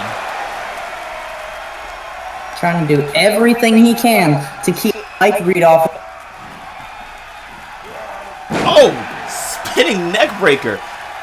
Using his speed, using his creativity to keep Mike Reed down. Just for a moment. Brutus Knight and Warren Maverick letting it happen. A smart strategy, letting Richie Rivera try to work down this juggernaut from the World Division. While they besides their muscles on the outside. Richie had Mike Reed there in a little submission hold. I'm sure Mike Reed is however, not going to be happy about that. And no, he is not. Unfortunately, wearing Oh. down your opponent when you can makes complete sense, but Mike Reed is not one to be fiddled with or fooled around. Yeah, even when you wear him down, there's a... you should always feel the Reaper and suplex toss. Knight bringing steel putting in steps. a bit of a step stool.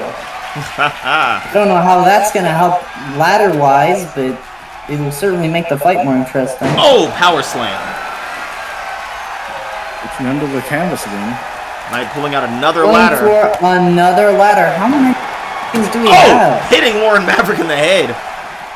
It looks like what they paid for cheaply on tables, they spared no expense when it came to the ladders. Looks like we only need one table, didn't we?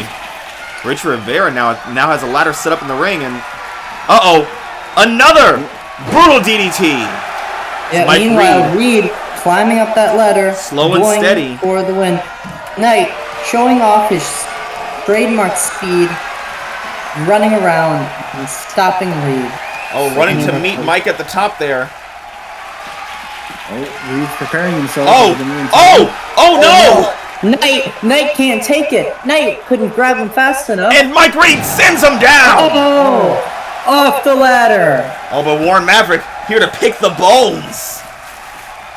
DDT. Looking to handle Richie Rivera too. Oh, back elbow. Everyone is down. Warren Maverick, this is his chance to prove himself. Oh, some spoke too soon. Reed and Knight are back on their feet and stalking the ring. Meanwhile, Warren has still got a ways to go on that briefcase.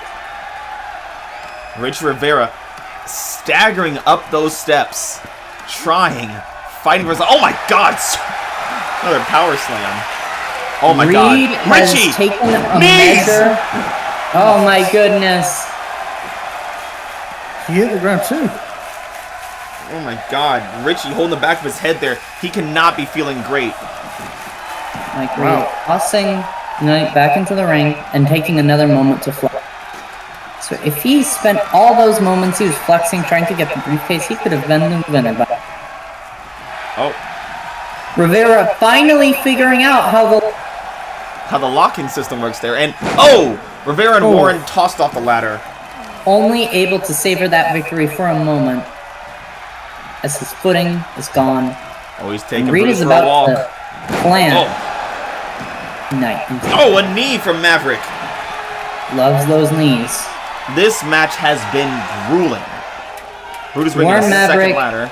An expert in animal fighting says that the human's most dangerous part of their body is in fact the knee. Really? I would have said the brain. Oh, blood is drawn! Oh! Maverick. You want to tell Cassidy Graves. Oh, went for a headbutt there. Did not pay off. Richie dodging out of it. Uh-oh. Oh, Mike Reed on the ladder. That was supposed to... Oh! Kicking Richie off the springboard. It looked like he was going to go for Reed. He goes for Knight instead. He's the only person up right now. And now he's the only person with a weapon as he's got those steel steps. But he looks like he's struggling to hold him fully. Oh! He's bloody Brutus Knight. Drawn. Rivera is not holding back. Now all that happens is that Reed needs to make Rivera bleed, and then... Moore needs to make Reed bleed, and then we got a full circle again. There you go. Or an out of the ring. Oh, a deflection from Richie. Oh! Face buster there. Dragging his face through the corners. Richie picking up the ladder. Once again, trying to climb. Or, no, setting it up? And he's standing there with it. And then he's putting it down. Okay. Richie... Maybe just getting it out the way. What is he planning right now? Looks like he's waiting for Mike Reed. He wants to stop the Reaper. Oh! Maverick's up, ready to show little Richie exactly what... Oh, but Richie, the fight not out of him yet.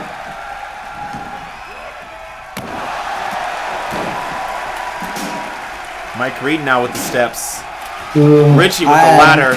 Brutus under the ring. Reed is the last person I want. Mike Reed has been bloodied by the ladder. Ladders versus steps. Ladders win, it seems. 3 ladders in the ring. I don't know how many more ladders. Oh my God, Richie is a nightmare with these steps right now. Oh no, a headbutt. He's opened Richie up with that headbutt there. Oh, slamming him down.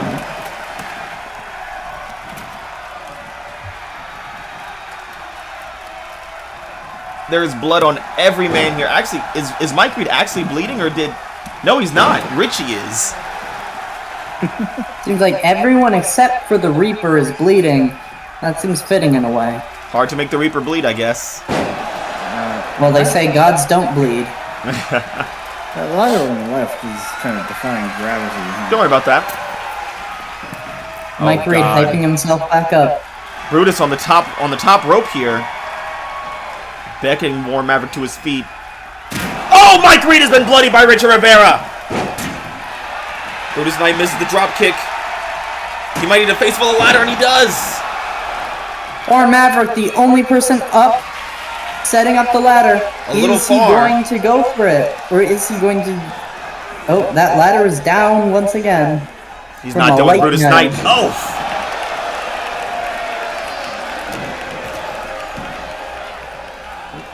I don't know what Mike Reed did to Rivera, but he sent him flying across the ring. Oh my gosh, and now War Maverick is tearing into Brutus Knight. Mike Reed entering the arena with such force it sent a ladder flying, still got took down by Warren Maverick's kick. Oh, now punch after punch to Reed. All 4 of these men right now are just fighting for their lives. Unfortunately, they're getting to fight a little harder for something a little different.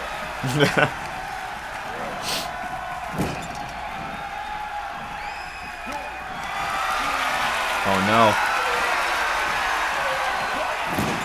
Mike Reed stalking Rivera. Oh no. Oh dear. He's just a boy. Kill him. Oh, buckle bomb. Knight. Brutus Knight getting in the way. Oh, what a kick! Brutus Knight has got to start climbing. He's got to figure something out here. He seems to be... yes. Climbing the ladder metaphorically instead. He seems to be... Oh, no. A brutality is coming for the Reaper! Right into Richie Rivera's waiting hands. Oh! A kick to the back of the head and a punch to the front. Ugh, feeling pain from every angle. It seems that the weight of being in his hometown, having to prove himself, is really getting to Brutus Knight. Warren Maverick now with the ladder. Mike Reed is taking a nap, same with everyone else. The only person up is Warren Maverick. But still, no one going for that brief. They're just not done hurting each other. Oh! Mike Reed fighting right out of that. Now Reed, the only one standing. Mike Reed powering through anything anyone else.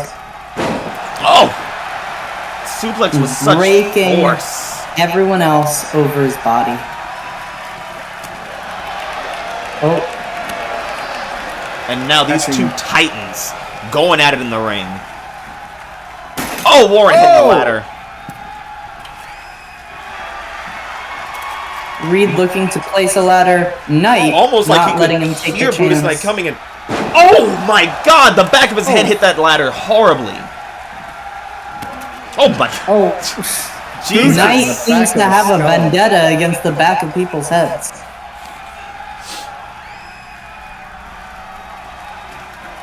Oh, just driving Richie's And the head front. around. Just heads in general. Oh my goodness! Brutus Knight fighting valiantly, trying so hard. Gathering up another ladder. Oh no. Getting Is stairs. anyone going to go for that briefcase?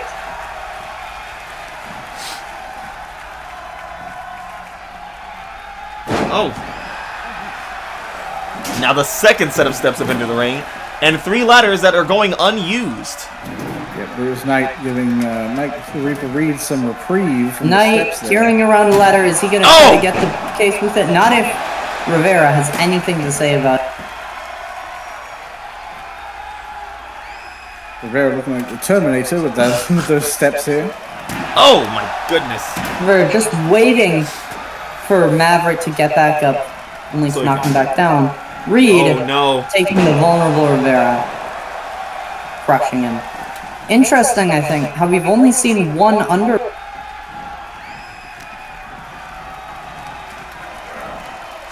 And, you know, I think it's very intentional that, oh my God, that Mike Reed did the underworld to the hometown competitor here, Brutus Knight. I was trying to send a message. Oh, wow. 315 pounds up on Warren Maverick's shoulders and down on the ladder.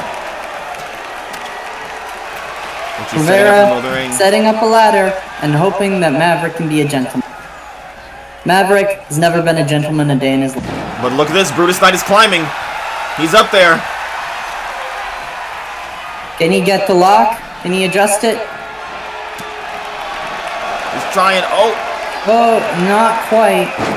Richie trying to get Warren Maverick. Warren Maverick not paying attention. Oh, Richie, he's going off with Brutus Oh, Knight now. yanking Leaving Brutus Maverick. Knight down. Oh, and Mike Reed just dragging Rivera into the afterlife. Oh, Brutus Knight trying to topple it over, and he does. Oh, and it almost bounced right back up. Oh! Oh, but not quite. Back to the Instead, neck on the ladder. Warren Maverick bounced down and hit the ladder. Richie fighting for his life against the Reaper outside. Oh, almost tried to spear Maverick off the ropes. Instead, just took a boot to the head. Oh, and he takes a boot right back. Rivera going after Knight. Oh! What a lariat. Sending him down. Unfortunately, realized it just a second too late. Richie's got a ladder. Setting it up. Oh, dodging Maverick. Warren Maverick just to kick Mike Reed, and ladder's down.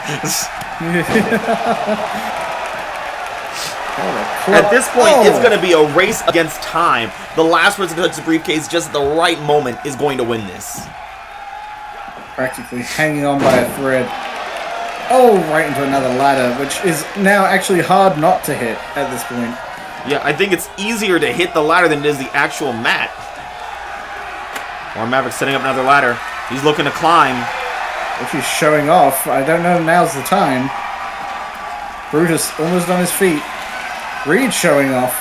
And look how Brutus is still sprinting around. Yeah, he's still got energy, but he needs to take down that ladder before his opponent gets the... Uh-oh. Here comes Richie. Oh, no. Coming. Oh, no. He saw him coming. He's taking him down. Oh. Oh, my goodness. Maverick is the only one seemingly determined to get up that ladder.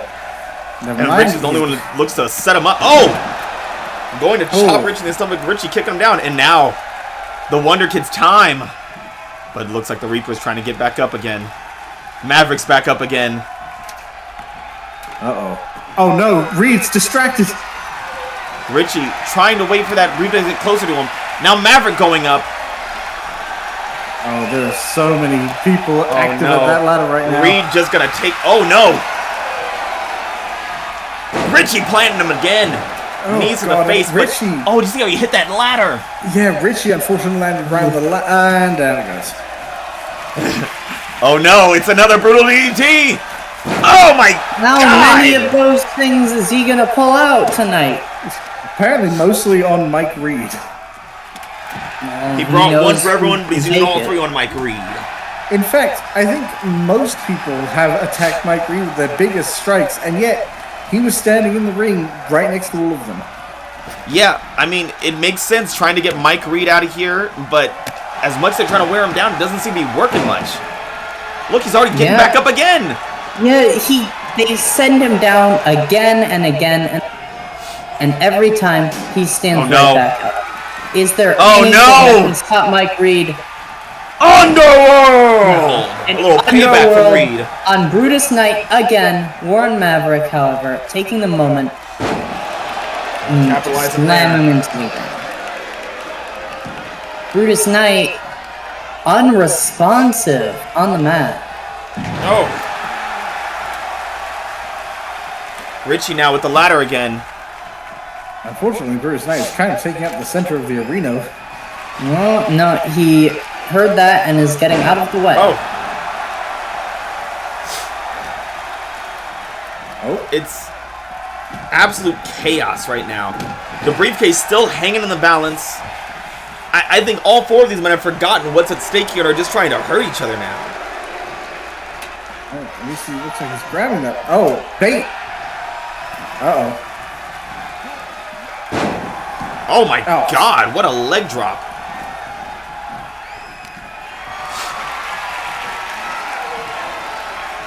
Mike trying to get in the mix. Oh, helping Brutus Knight there.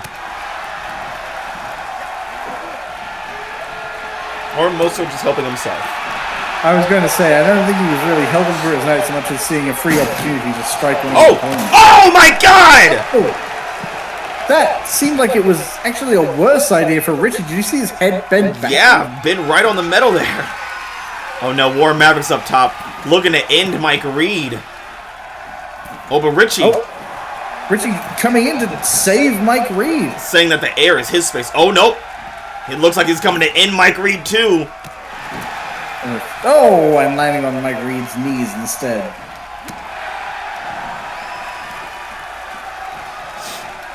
Oh, man. Honestly, it's almost like the... Uh-oh. Oh, good. Another ladder. Oh, no, and he's setting it up in the same spot. Brutus is looking for revenge. Hopefully he doesn't hurt him this time.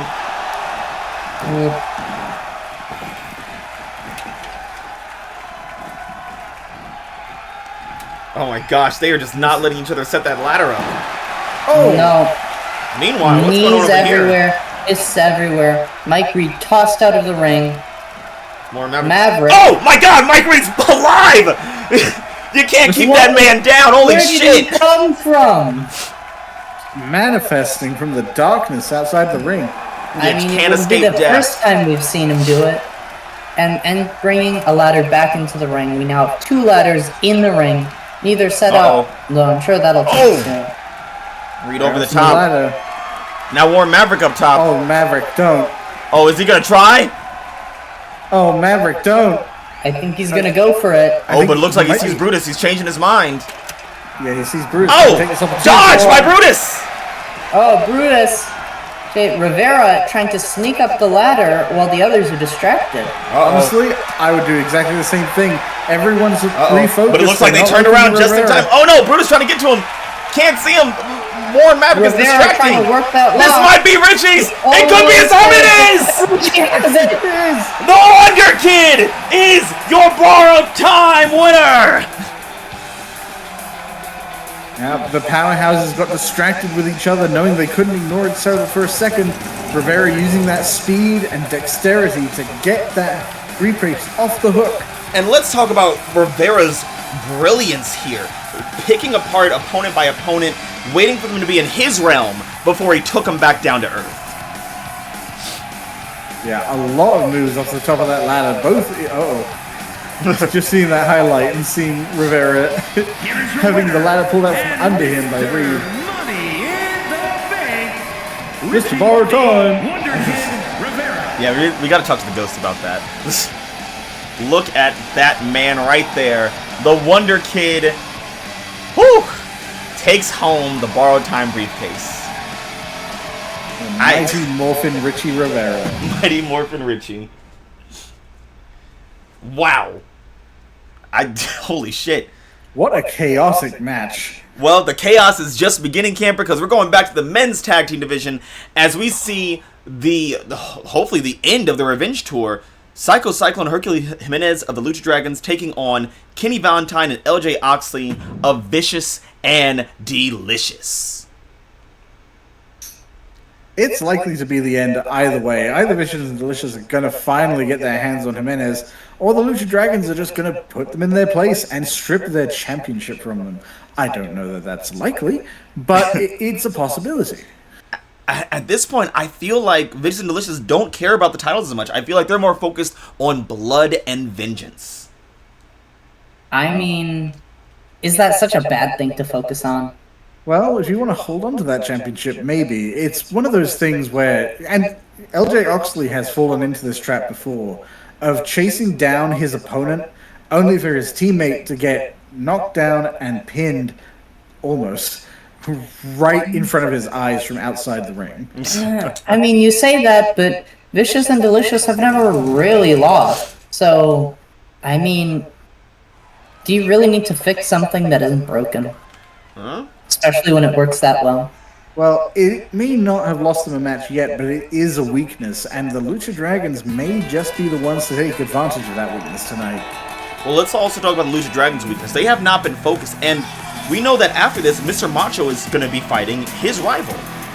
Look at those tassels! Tassels for days. Now, the Lucha Dragons here, evoking the imagery of the feathered serpent. And, I mean, look at them. They are serpentine, they are feathered, they look like they're ready to fly. And you know, the only time you could ever dress like this is with someone you truly trust. Maybe that team has healed. I mean, we got the world's most daring luchador and the world's strongest luchador here. If anyone could challenge Vicious and Delicious at this point, it'd probably be them. Now, if they win, I don't know. Oh man, everyone's had such amazing costumes and displays. I cannot wait to see the tag team champions, Vicious and Delicious. Oh, it's just a normal clothes. Oh. Yeah, they're just coming out in their standard gear. I mean, they're here to put in work. They're not... I think, which is strange, I will say, Kenny Valentine not taking this opportunity to show off. That's showing us right now how real this is for them, how much of a grudge match this is for them, how much they have wanted revenge against Hercules Jimenez. Yeah, and to be fair, this is exactly the outfit that Kenny Valentine was wearing when he was, well, whomped. Unfortunately. Well, I mean, it's the same outfit he wears every match, so it's pretty easy to...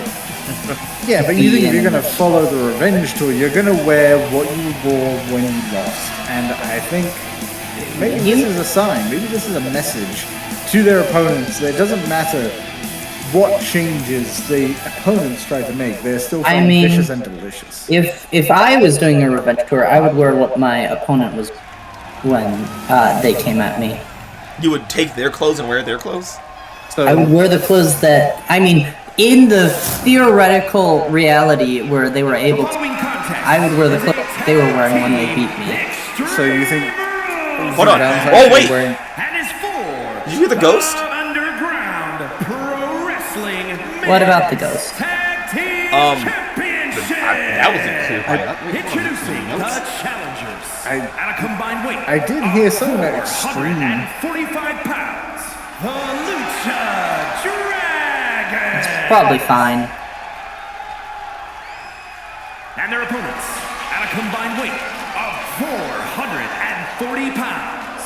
They are the Underground Pro Wrestling Men's Tag Team Champions, Vicious and Delicious.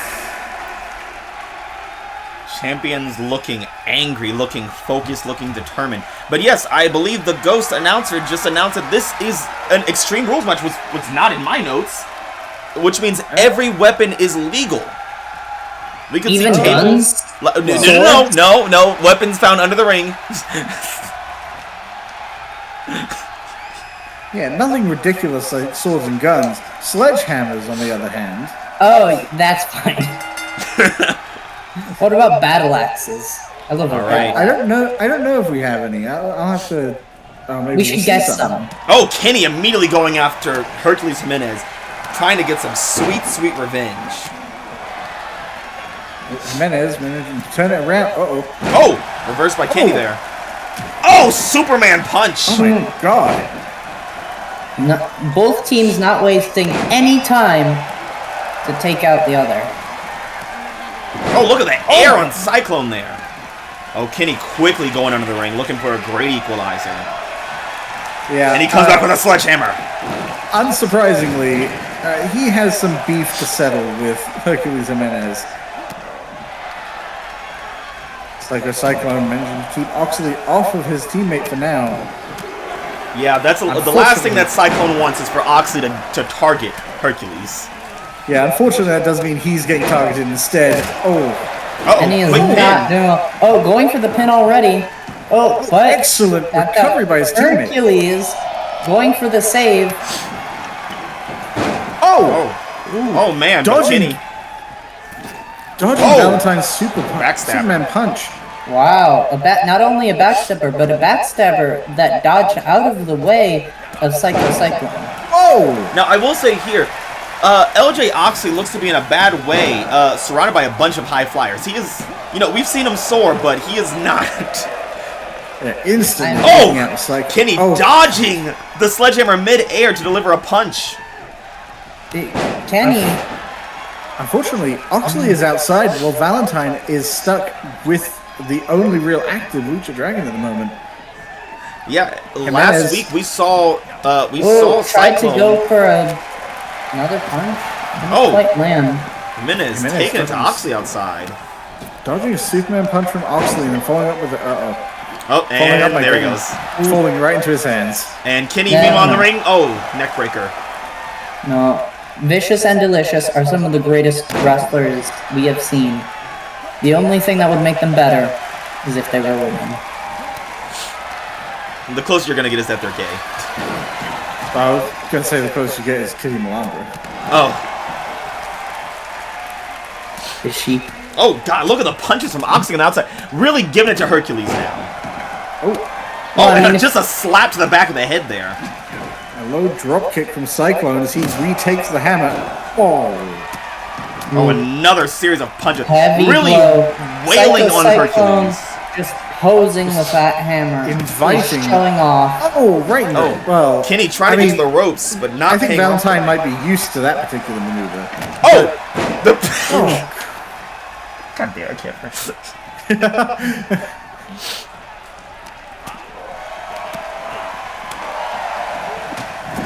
And he's got him in the corner. What's he planning for here? Oh, little back elbow. Cyclone in the ring alone with Vicious and LJ Delicious. has a hammer. LJ has just destroyed Hercules on the outside and has come into the ring to help his teammate. Why is he getting the hammer out of LJ's hand? Not that he really needs it. Oh, but he gets it back, and Psycho feels it Looks like- anyway. My goodness, and now they're just tearing him apart. He has to roll out of the ring for safety. Kenny up top. Jimenez Not going to let him weapons. escape. Jimenez with the ladder. Not another one.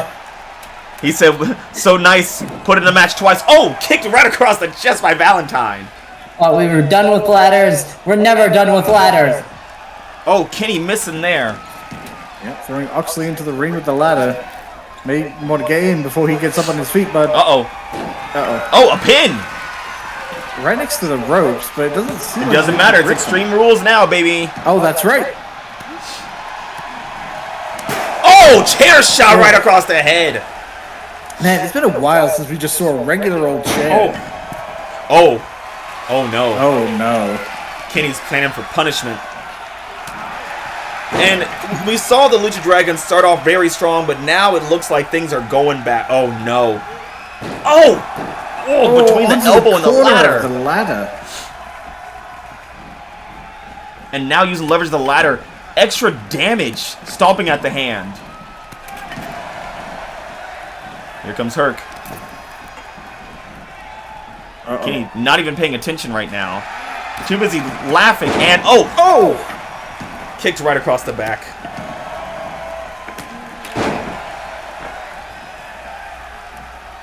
Oh! Sorry. LJ just kind of felt a whiff of wind as he walked away and then turned around to hit him with it. Cyclone stripping that ladder away from Oxley. And smashing him back in the face with it. Avenging his team. Oh! Just a hammer to the ankle. Oh my goodness. Uh-oh, we've seen this from Kenny before. He's taking his opponent for a ride. Time to fly, Cyclone. Sending him right into the middle of the ring. Oh, ladder hitting him in the back there, but shrugs it off. Ooh. Trying so hard to grab Oxley. Oh, blood on Oxley. Oxley is bleeding. This is not something and that we've seen before. I don't know who is going to suffer the most from that. Oxley dodging. Oh, he's got his hands on Hercules. Oh, lariat. Uh-oh. After lariat. We've seen this before. You don't want to... After. Oh. Oh! A kick Beautiful kick to the kick. throat. to the face. Uh-oh. Oh! And a Sledgehammer right in the sledgehammer arm. to the back. The hammer's back. Hammer to the back. Hammers back to back. Oh my god, and now they are giving it to Hercules. Doing what they can. They know who they want to kill. Cyclone trying to interrupt. And Kenny just in the way. Oh! Oh! Ref dodging there. thank Kenny goodness for takes him. it straight to the face. Psycho takes it straight to the back in revenge. Oh, and then straight to the front. Oh, good dodge, unfortunately. Just Oxley ready. covered in his own blood, beating That the shit out of sledgehammer is people. probably the straightest thing in this ring right now. Oh, Kenny trying to save his partner there. Didn't work out. Jimenez, kendo stick at the ready. Oh! Beat down on Oxley. Unfortunately, leaving his teammate to deal with Valentine. Or get dealt with by Valentine, as the case may be. Oh my Oxley god, is breaking the taking kendo it. stick over Oxley. Jesus. Oxley just taking it and not even flinching when he gets Shrugging back it up. off. Getting right back to his feet. It almost makes me think that he that was on purpose. Oh, you don't want to be Jimenez We've seen right this now. put away a lot of people. This could be it for the Lucha Dragons. Ripcord lariat. Cord lariat. Into the cover. Going in for the pin. Cyclone, you're needed. Oh! Kicking out at the last second. Wow, Cyclone is breaking it up. Meanwhile, Kenny just posturing with that steel. Uh-oh. Holding it just long enough for the Lucha Dragons to retract it. Uh-oh. Oh, Nita Kenny. Oh, vicious and delicious. Oh, going outside flying. the- Oh, doesn't pay off. Cyclone on the ground. Extra lead dodges. You know what I'm going to say. Don't jump Never backwards. jump backwards. Turned his back on his opponent in midair, not seeing the Oh! move. Tried to go for a grand slam. Oh! Missed. Punched the ground. Oh, Kenny just Oh my god. to eating the back chair of the shots head, right too. now. Right To to the his knee. legs. Okay. Oh, Kenny getting caught up on the pole there. Oh my goodness. Oh, and chair straight to the head. Oh, Kenny is now hitting his alone teammate. against both Lucha Dragons. Hercules almost hitting his teammate there. Both Kenny and Cyclone dodging. Gave Valentine a chance to get out of there for a bit. Stunning blow to the face, but Kenny reversing around Cyclone, throwing both the Lucha Dragons together. Oh, And a little here payback comes the from chair Oxley. again. Kenny's bring the sledgehammer. And of course, being Extreme Rules, Oh! no count out outside. Oxley so trying to get a little momentum there with Oh. those punches, and Cyclone saving his teammate.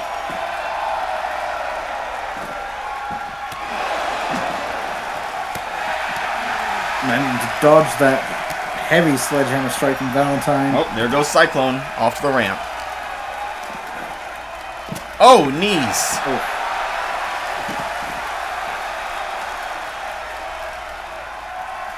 Oxley lifting up Jimenez. I mean, I think that Vicious and Delicious have gotten what they've wanted. They have gotten their hands on Hercules finally, and they're going to see it through.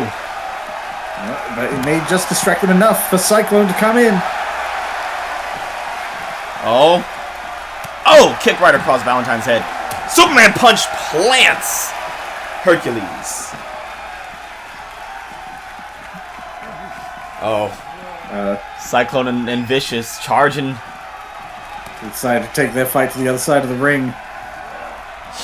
Cyclone looking to put it in the ring. Kenny with the sledgehammer. Oh, right to the head. I mean, Again. can anyone blame him? Apparently Jimenez can. Oh, Combination taken of strikes down. and jabs. Oh, just a series of punches from Oxley. He said, Yeah. keep your hands off his man. Oxley is not going to let Jimenez put another beat down on Kenny Valentine. Oh. Oh! Oh, nice evasion, but unfortunately, Evaded Probably right into waiting. Kenny's hands. take advantage of it. Oh my god.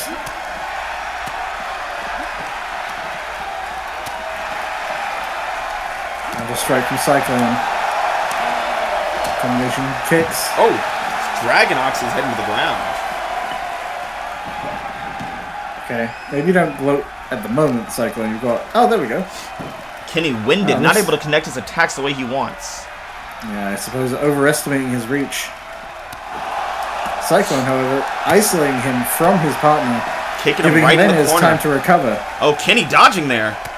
Oh, but Cyclone's still fighting back. Turning him around. OJ better keep his eyes on Oh. Hercules. Beckoning Cyclone forward. Oh, sledgehammer. Cyclone walked right into it. Oh, Jimenez has another kendo stick. Ready to break another kendo stick over. Oh, what was that? It's like a... Uh-oh. Oh, and this is not what Vicious Delicious wants. Kenny isolated 2-on-1. Kendo Jimenez just waiting for an opportunity. missed with the kendo Did you stick. see that swing? That would Kenny, have been devastating. Kenny trying to fight back. Cyclone tearing him down to the ground now. Oxley back up. but Hercules. now Oh, using a layered of his own there. Oh, both Oh the my Lucha goodness. Dragons back on Oxley now, while Valentine's trying to recover. Oh, See all that blood across Vicious's face. in one of these rare moments, things he's ready to are break another not kendo looking stick. good for Vicious and Delicious. Oxley trying to change that, but Hercules taking him down. right now the Lucha Dragons are just dominant right now. They Oh, Kenny finally fighting found back. their groove, their teamwork.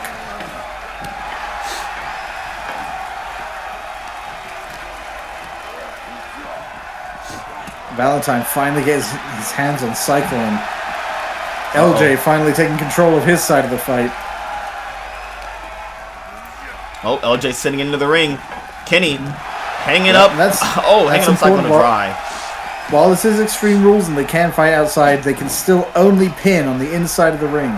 Oh, sledgehammer to the Ooh. gut. Oh, I think I heard a crack there. Oh my goodness. Into the pin. Cyclone nowhere to save him. Is he winded enough? He is not!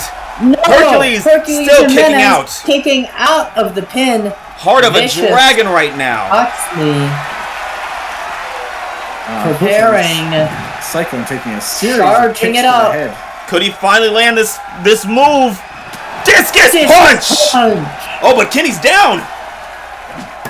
Doesn't matter. Goes for another hit with the sledgehammer. At this and point, another. Oxley is out for And revenge, and another. he's getting it. So Cyclone's maneuvering around the rim, but I don't think he realizes Valentine's behind him. Jimenez kicking him into the gut and bringing him down. Oh, both Lucha Dragons in the ring. Here comes Kenny. Kenny Oh, going for the recovering cover and there on coming back. Oxley. Broken up immediately. Couldn't even get a Yeah, one. he didn't realize his partner was right behind him. Just jumping over his partner, making sure to get a little air time. Boom. Quick scissor kick. Kenny now alone in the ring with Cyclone. The High Flyers alone together. And Kenny has a sledgehammer. Oh, This can only end man. well. Oh, going for a pin. Hercules still on the ground. Oxley now Going with a for a bat, pin. ready for some round two. Menez in the ring. Oh, kick out! Ooh. Oh, good timing. Jimenez almost seemed like he was trying to break up the pin by Oh! attacking the ref. Jeez, And blood! and Blood takes under the mask! baseball bat to the back of the head, and he's bleeding. Oxley is unglued right now, just wailing on him. Cyclone trying to recover some measure of power. I think trying to at stop this Oxley, point, but- Vicious and Delicious have gotten more than enough revenge on Jimenez.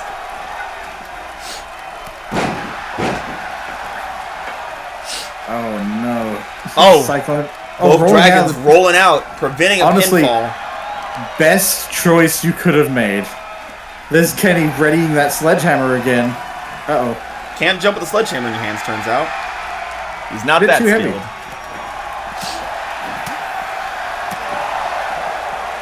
Oxley suffering a series of combination attacks from Jimenez. Oh!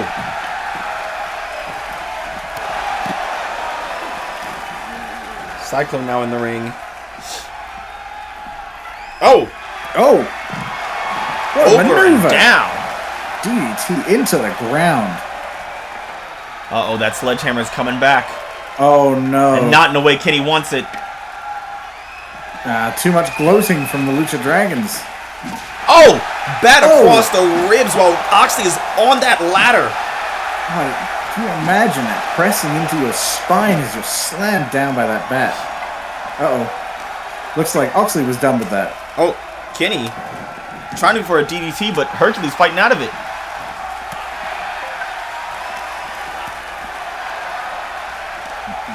Delicious managing to reverse it. Oxley, both of them going for Jimenez again. Distracted by revenge. Come at them from behind.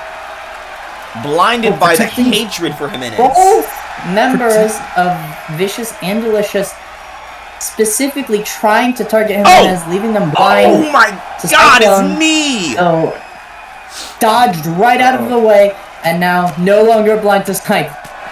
Instead, looks like he wants to make Cyclone blind to life. Yeah. Just managing to dodge into the eye of the storm and out of danger. And it looks like Vicious and Delicious have found their second wind here, as they are now taken to the Lucha Dragons. Getting the revenge they wanted, getting it back in blood. Oh, Cyclone far away from Jimenez. Oxley taking the time to coming out cover with him. the sledgehammer and beating him into the ground. Oh, a hell of a dodge. Knocking the weapon from Oh! Oxley's hand. Oh, Cyclone no! taking The that punch for his not teammate. for Jimenez, but for the running in Cyclone. Slammed to the ground. Oh, neck breaker. Ooh, on the outside of the ring. Oh, and taking revenge on Jimenez again. Yeah, Oxley's going to be up If first. Jimenez does not have multiple broken ribs by the end of this, I will be shocked.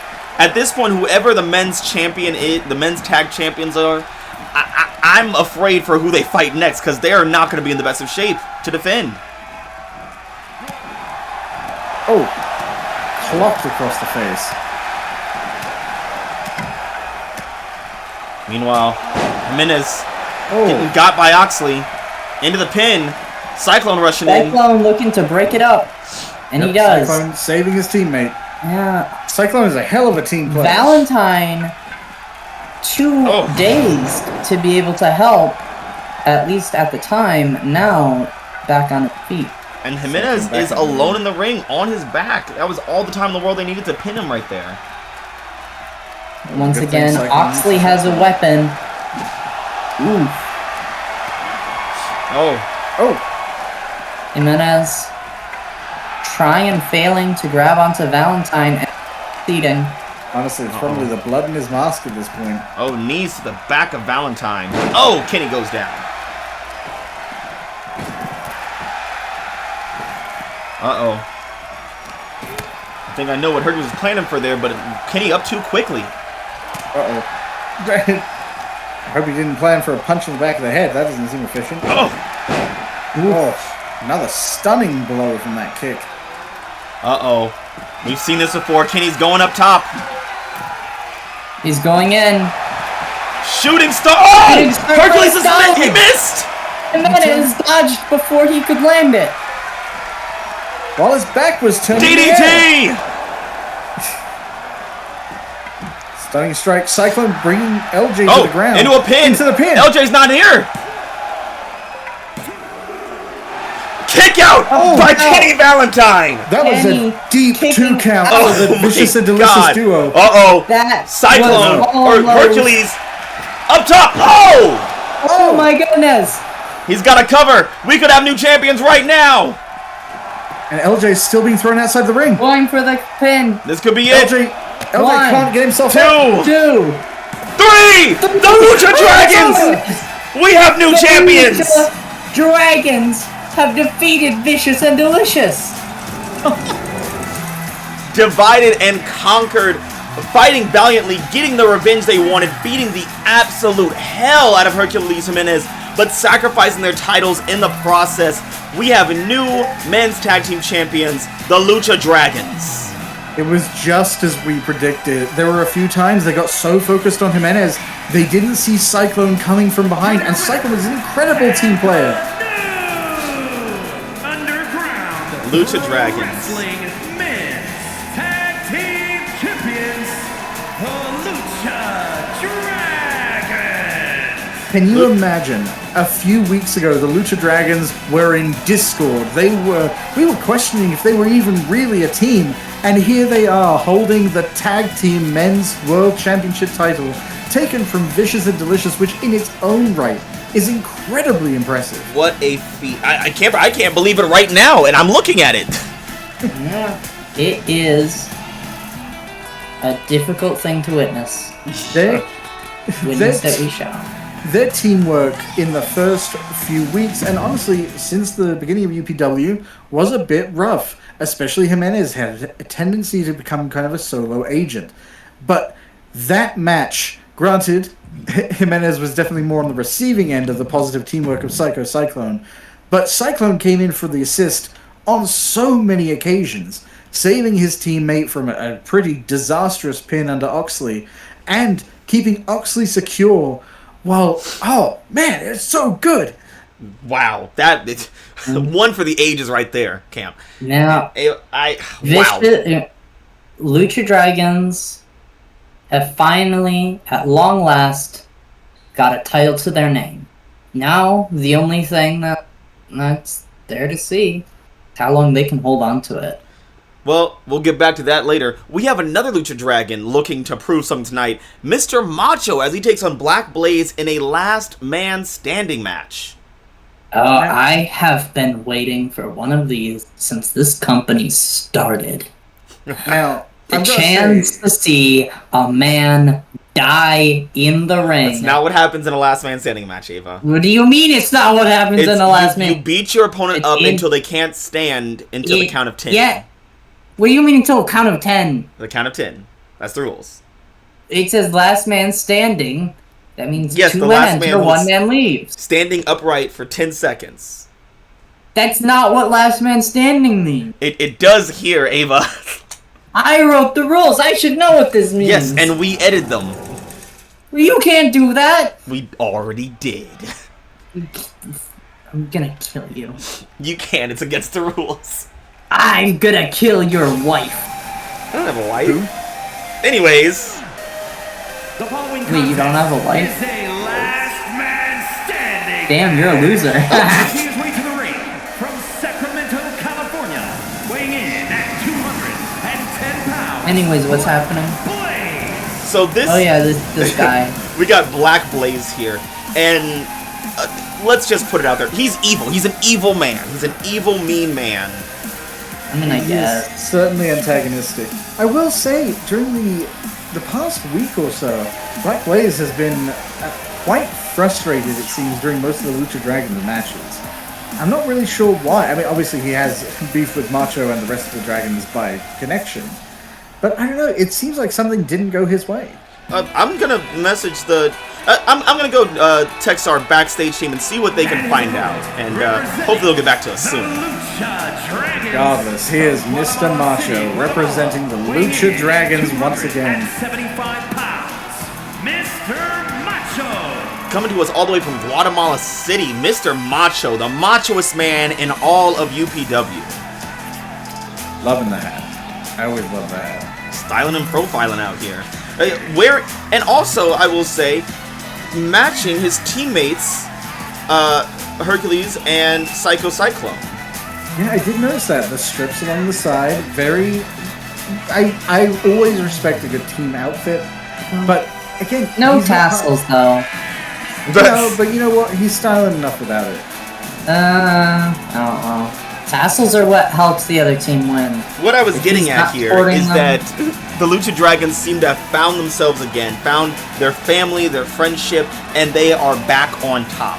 Mr. Macho is looking to take this one home to prove to everyone that he can do it, that his team And if he- can do it. And if he can't, he's just showing that he's nothing but dead weight to the team he's to lead. Well, I don't think that's what we're going to see tonight. I think what we're going to see is Mr. Macho putting Black Blaze in his place, which is on the ground for over 10 seconds. Not under the ground for 6 feet, No, No. that's a casket or in match. a crematorium.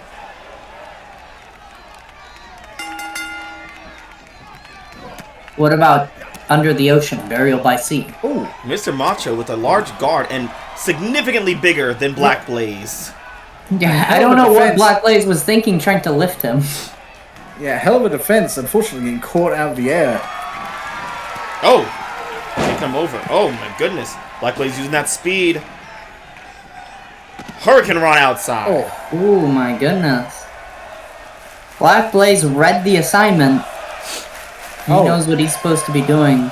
it's so strange seeing a referee outside the ring. I understand why she has to be, but Oh my! Just not Oh, used jeez! Oh. Fuck! Oh, please! the speed. The power! Oh no, Mr. Macho in the middle Black rope. Blaze shocked by that maneuver. Oh, flattening him! Ooh. The full raw weight of Mr. Macho on your spine. And Mr. Macho is a lot of man. Yeah, there's a reason his signature maneuver is a roll across your body. He knows he has the weight, the muscle. He is essentially worth 2 of some people here in the UPW. He's a hefty guy. And he's proud of it. Man. But let's talk Looks about all the Black time. Blaze. Now, Black Blaze is nothing to shrug at. He is a talented competitor, and a fabulous high flyer. I don't agree with his methods all the time, but, you know. Oh, Mr. Macho, under the ring with Alright. a kendo stick, looking to give Black Blaze a beating for all the things he's been saying about his teammates. It's interesting. Jimenez also favored the kendo stick. I wonder if that was a conversation they had back in the Lucha Dragons dressing room. Oh, looks like I'm getting word from the backstage team about the beef between Black Blaze and the Lucha Dragons. What's going on there? As we know, they haven't been talking to us much. Hey, can you read some of this off for me? I'm kind of enjoying this craziness right now. Yeah, absolutely. Apparently, Hercules had a deep heart-to-heart with his team after last week's match. If that hadn't gone well, apparently thanks to Black Blaze's influence, he was going to leave the Lucha Dragons. What? Wait, has Black Blaze been messing around with Hercules Jimenez? Is that why we've been seeing such a lack of cohesion?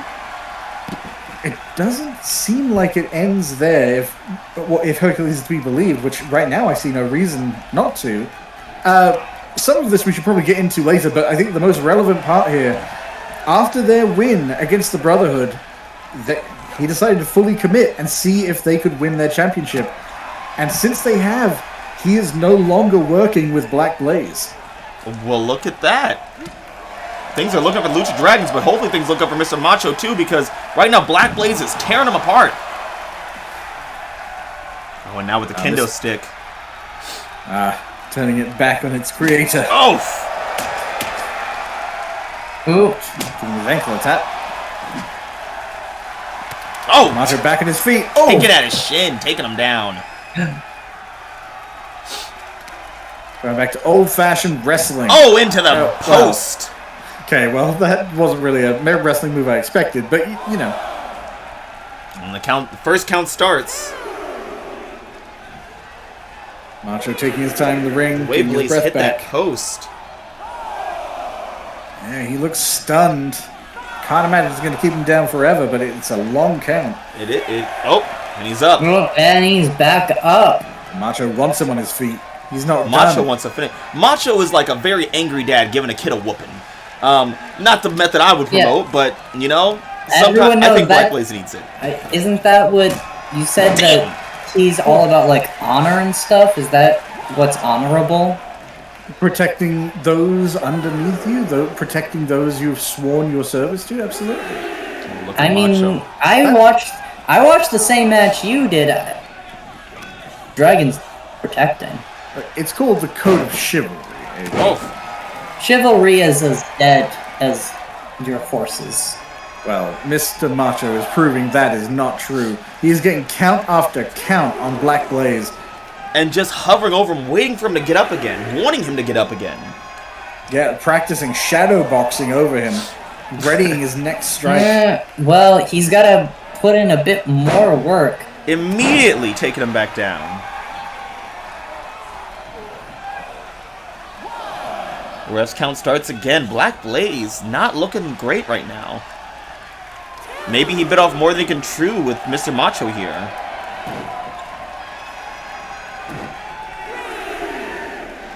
Oh, I almost thought that was an elbow drop coming.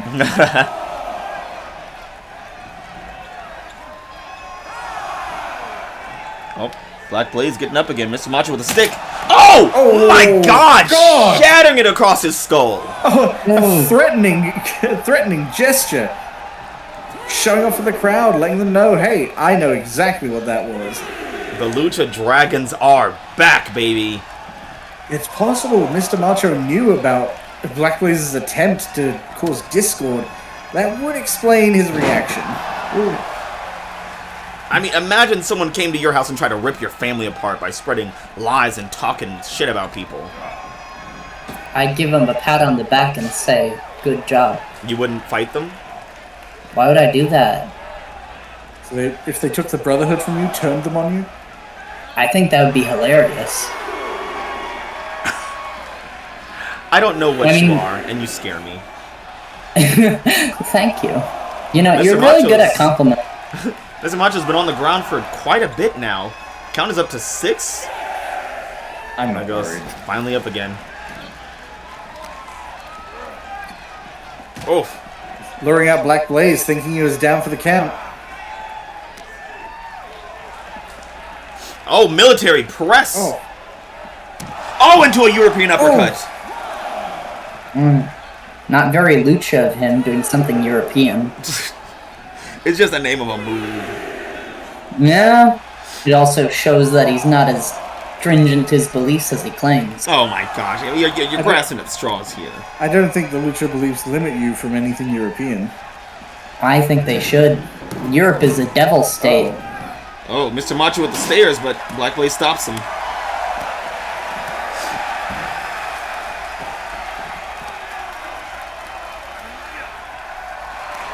Oh, knees. Oh, Mr. Macho hit his head on the barricade there on the way down. Oof. Not the prettiest landing. Fortunately, Black Blaze also recovering gave Macho time. He might need it. Now Black Blaze in the ring alone. Oh, taunting Macho while he's on the ground. Macho Oh my is gosh. not moving. Oh my, Macho's not moving. I think the way his head hit the barricade there, that was... He's been down for some time. Oh, up at 8. Just barely. I thought we might have actually seen our first death in the ring.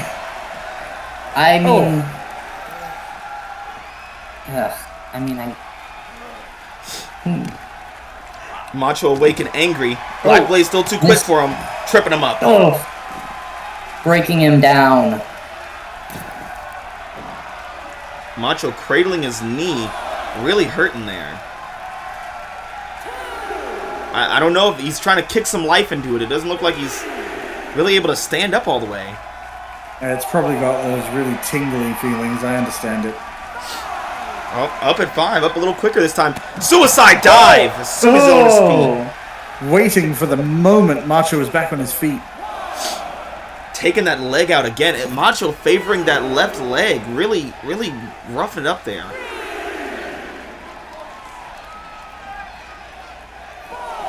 Oh, man.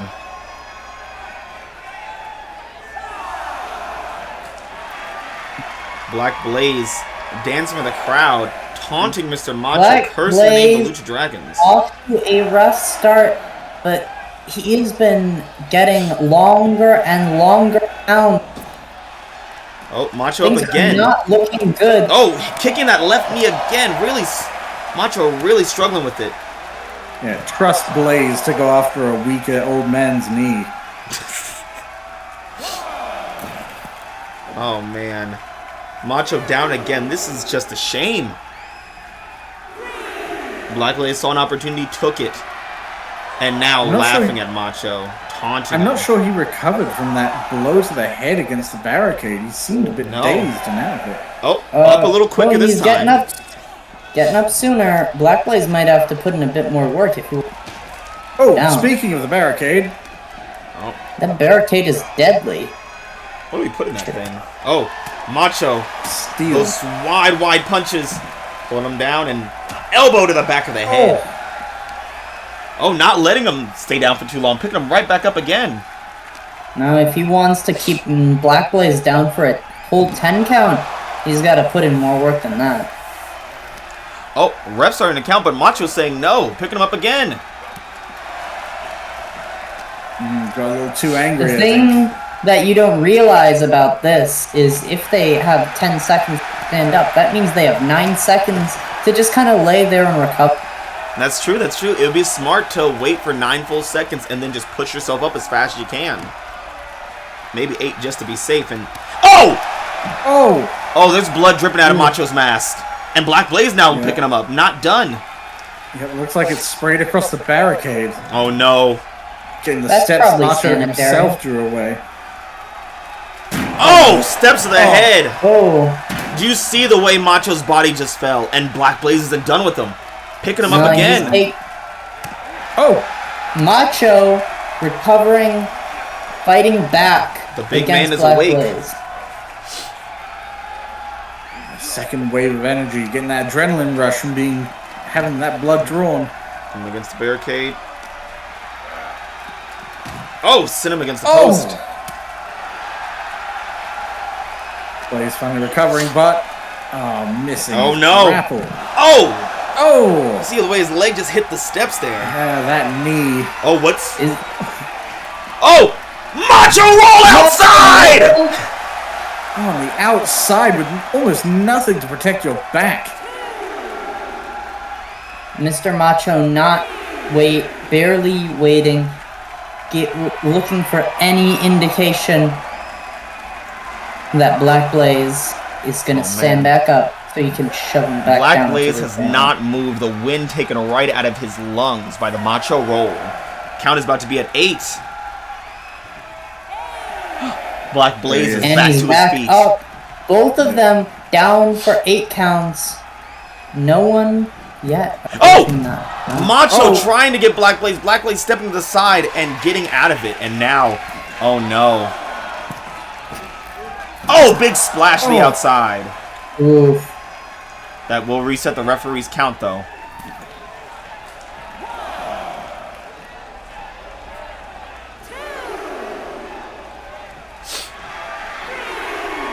Black Blaze at advantage again.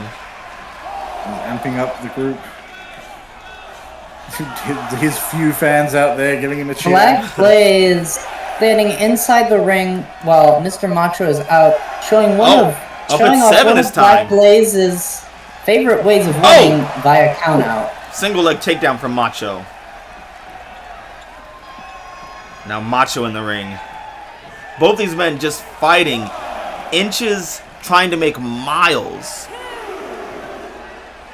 He's trying to scrape by it. Both of them obviously exhausted right now. You know, I don't think I've ever seen this camera angle from our cameraman. The cameraman's working tonight. Oh, Black Blaze up quick. Macho out to correct that. Blaze managing to counter Macho's heavy strikes. Oh, guts against the steel steps.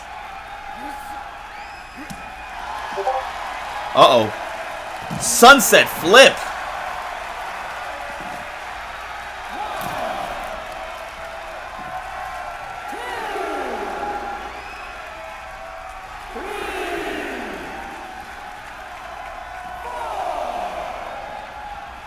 Oh, man. Get up, Macho. Not like this. He's just taking a breather. He'll be up. Look at that. At this point in the match, a 6 count is nothing. Oh, my gosh. Macho's line. still full of energy.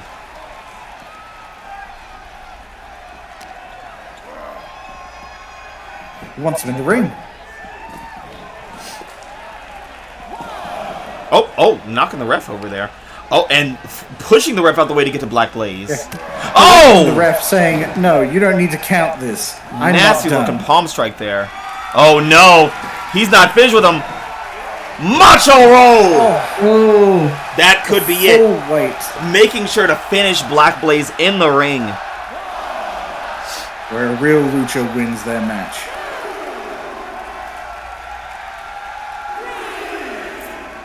Look at him. Eyes locked on Blaze, watching for any motion. Charging himself up. Feeling the energy. The machismo flowing through him. No, he shouldn't have that. Oh, man. Not a moment of life from Black Blaze. 9. This is the last count. This is Blaze's last chance. It's over. No. Black Blaze up just a little too late. Why is he... Oh, yeah. Guess. What a grueling match from both these men. But the Lucha Dragons back on top, putting it away. And you know what? JT's still the champion. I bet Mr. Macho has his eyes on him now. Right. Unfortunately, fortunately for me at least, the Lucha Dragons went undefeated here at Borrowed Time. Their tag team taking the title, and Mr. Macho putting Black Blaze in his place, reminding him that these underhanded strategies will not divide true Lucha. But I'm still worried about all the Lucha Dragons. Grueling matches tonight. I'm worried if any of them are injured right now. There was quite a bit of blood drawn in several of these last few matches. I guess we'll have to talk to medical after and see what kind of state everyone's in. Hopefully, they're as injured as possible. Well, let's get to the faces of UPW as we get into the Women's Championship and the Women's World Championship and the World Championship. Tonight we see Ravo, a newcomer, classified as a jobber by some, an underdog by others, a showboater by many, taking on the showboater of UPW, Kennedy Jordan, the Women's Champion. Kennedy Jordan, who has yet to win a match against Ravo, and who has ducked Ravo on at least one occasion, using Beretta Stone as a stand-in, who also lost to Ravo. Yeah. At this point, she has a lot of momentum behind her, but again, as tends to happen with these championship matches, when the championship is on the line, things can get a little crazy. Yeah, that's when things start to click. But we're away from all those crazy weapons and ladders and tables and chairs and trash cans and all the other things that we've seen or haven't seen. We're back to some good old-fashioned classic one-on-one wrestling action. Yep, a 1-4, 3 count or submission. Can't stay outside the ring, can't hit your enemy with a sledgehammer in the gut. We're finally back to some sanity. The following contest is scheduled for one fall and is for the Underground Pro Wrestling Women's World Championship. Thanks, Ghost. Yeah, get out of here. Now, it is important to remember that Kennedy Jordan still has championship advantage. She cannot lose her title by disqualification, so if she's counted out, if a weapon gets thrown in the mix, she won't actually lose her title, but she will lose the match. The only way for Rainbow to become the women's champion is by pinning or submitting Kennedy Jordan in the ring. Now that is true. Luckily, neither of our competitors have really gone outside the rules in this fashion. Kennedy Jordan, while definitely showy and a little underhanded, talking to the manager to make sure to get someone else put in her place, has never really explicitly gone against the established rules of a match, and Ravo has stuck to them fairly consistently. And let's talk about Ravo. Ravo is a freestyle wrestler. She uses dance as her main way of engaging in combat. And we've seen it time and time again as she takes on Kennedy Jordan, Lee the Lunatic, Beretta Stone. She moves with her competitors like they're a dance partner, meeting their moves and turning them against them. There is nothing to be underestimated in her rhythm, because rhythm is so important in wrestling. Knowing the speed at which someone's going at you and what that means for you, knowing the exact length of your limbs, which she does, she has to. It gives her a competitive advantage in a fight as well. But she's going against a technical wrestling prodigy here, Kennedy Jordan, who seeks to continue her purple reign of the women's division.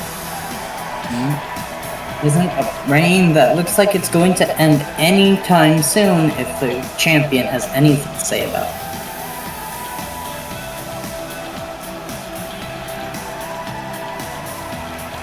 it. Now, Kennedy Jordan, showboaty. Last week we saw her take on Kimberly Cho as Kimberly Cho asked for like a non-title rematch.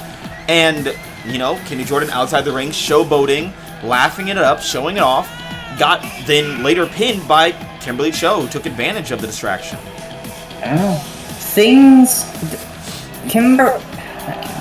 Kennedy Jordan talks a big game. She plays as if she is some undefeatable superstar. But ever since she's gotten the belt, she's been slipping. And I don't know if that's just the weight of championship taking its toll on her, if this title is cursed like some people allegedly claim it is. There's no way it's not at this point, right? No, I mean, the only way to know for sure is if Quinn starts losing. We have yet to see a women's championship match in which the champion retains so far. So maybe we'll get a first tonight. Who knows? Introducing the challenger from the Netherlands, Rachel Votta.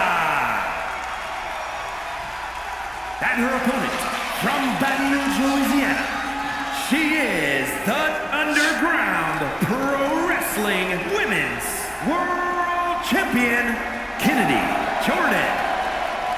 Although I will say, we've had 2 championship matches so far. One championship has shifted, one has stayed the same. If Kennedy Jordan loses hers, that's fine. But if she doesn't, I mean, even odds, Cassidy Graves might be looking at a problem. Oh my gosh, are you trying to chaos theory this, camper? That's not how that works. It's numerology, These baby. aren't decided by coin flips. You can't just solve this with probability. The only thing that matters here is who wants to hit the other person more. Now, we've seen Ravo before using her speed and innovation to get ahead of Kennedy Jordan in these matches. And let's see if Kennedy Jordan has been able to accommodate for that. So far, it doesn't seem so. Yeah, speaking of which, obviously we've talked about Reva having incredible rhythm, incredible speed, but she's also exhibiting a lot of power here. You can hear those impacts. Oh. Dragging Kenny Jordan up. Oh, with another lariat. Honestly, almost looking like she's something from LJ Oxley. Oh, a third. No. Not giving... Oh. Now, I have heard backstage, on Ravo has been hanging out with Kenny Valentine a little bit, another fellow dancer. And there's been a little bit of a TikTok rivalry backstage between the two. What's TikTok? It's like a little app on the phone where people dance and stuff and sing. Yeah, I have. Why is it called that? It sounds like a clock. Yeah, well, you know, clocks, borrowed time, TikTok, it's all here. No, I don't get it. Oh. I have been watching some of their TikToks. They have had at least 2 different dance battles. One of them in Ravo's fairly eclectic, kind of flipping and dancey style, and one of them in Kenny's more upbeat, wavy motions. Right now, Ravo seems to be dancing circles around. Oh, never mind. You were saying Kennedy Jordan flying looking forearm to turn things around. A flying elbow right to the face of. Clocked in the back of the head. That's got to be stunning. Oh, maybe Ravo not. fighting back. Ready. Right now, Ravo's been mostly in control of this match. For someone who came in with little experience or anything to show, she has certainly been a quick riser through the ranks of UPW. Yep, always wakes up on time in the morning. A little early even. Has a nice solid breakfast. Oh, that's not even early rising. I said quick, not early. Oh, now just torturing Kenny Jordan's legs. Now, say you're going up against Kenny Jordan here. What would be your tactic to defeat Rip out her throat. Okay, let's ask someone else like Camper. Oh, into a pin. I guess my tactic would be just do whatever Ravo's doing right now. And get a 1 count? Pathetic. Now, I would argue, we know Kenny Jordan is a technical wrestler. Her signature being that octopus strikes that she's got. Take out the arms, prevent her from putting any submissions on you. Yeah, I mean, especially with the amount of force Ravo can apply with her kicks. If she can get Jordan on the ground, start like jumping around. Hear that clock on the back of the head from the mat. If she can start working her elbows and shoulders, make sure she doesn't have any leverage for moves like this. Yep. Kenny Jordan is, when it comes to technical wrestling, she is incredibly strong. She is a force to be reckoned with. And now working on the arms. And of course, Kenny Jordan is completely comfortable outside, taking her time, letting the count go up. She has no worries out there. And she knows when she is in control, it doesn't matter how long you get back in the never. Oh! When she's in the ring, though, that's an. Oh my gosh! What a stomp to the torso there. Oh, near fall. That was almost a 3 count on Kennedy. And Ravo, not even that shocked. She's just ready for the next round. Already up again. Oh, she calls this one Ravo. It's just her name. And there it is! And it's enough. We have a new women's champion! Was blindingly fast. Rachel Votta taking advantage, moving quick, putting in as much damage as she could early on, and taking Kenny Jordan down again. I think the title might be cursed. Oh, now you believe it? But let's remember, Alexia Quinn is Miss Borrowed Time. And I mean, while that's true, this would have been the best time to challenge a champion if it weren't so convincing a win. If I were Alexia Quinn, I might be holding off now and waiting for a time when Rachel Votta maybe takes, I don't know, a couple punches. Yeah. I mean, she's too quick to keep up with at this point. Oh my goodness. I don't think anyone can doubt at this point that Rachel Votta earned that title. She won absolutely convincingly. Jordan barely got a word in edgewise. Well, I think it's time, guys. Oh, it's Match we've all been waiting for. The match that, and I'll say this, one of UPW's #1 fans, a little guy named Cash, has been ranting and raving about this match all week long. Never have I seen a 10-year-old. He's 10, right? Yeah, he's basically 10, Probably. Yeah. Okay, cool. I've never actually met him. And yeah, little man is out there, and he's been you know, he's had his predictions here at UPW of how things would go at Borrowed Time. I'm sure he got some right. Not all of his dreams are crushed, but I think this is the one that he cares about the most.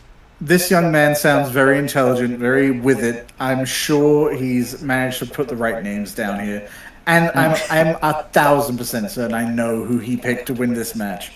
So I'm hoping he's going to be real pleased with the outcome when Adrian Yamamoto, the Dragon Warlord, comes out on top and gives Cash that joy he needs. Well, this has been a long time coming for Adrian Yamamoto. Initially facing off against Cassidy Gray to be the inaugural world champion at Tenacity, and it didn't really pay off. 2-3 Dragon Fangs, it just wasn't enough. Cassidy Gray put him away pretty nightmarishly, just out of nowhere, really.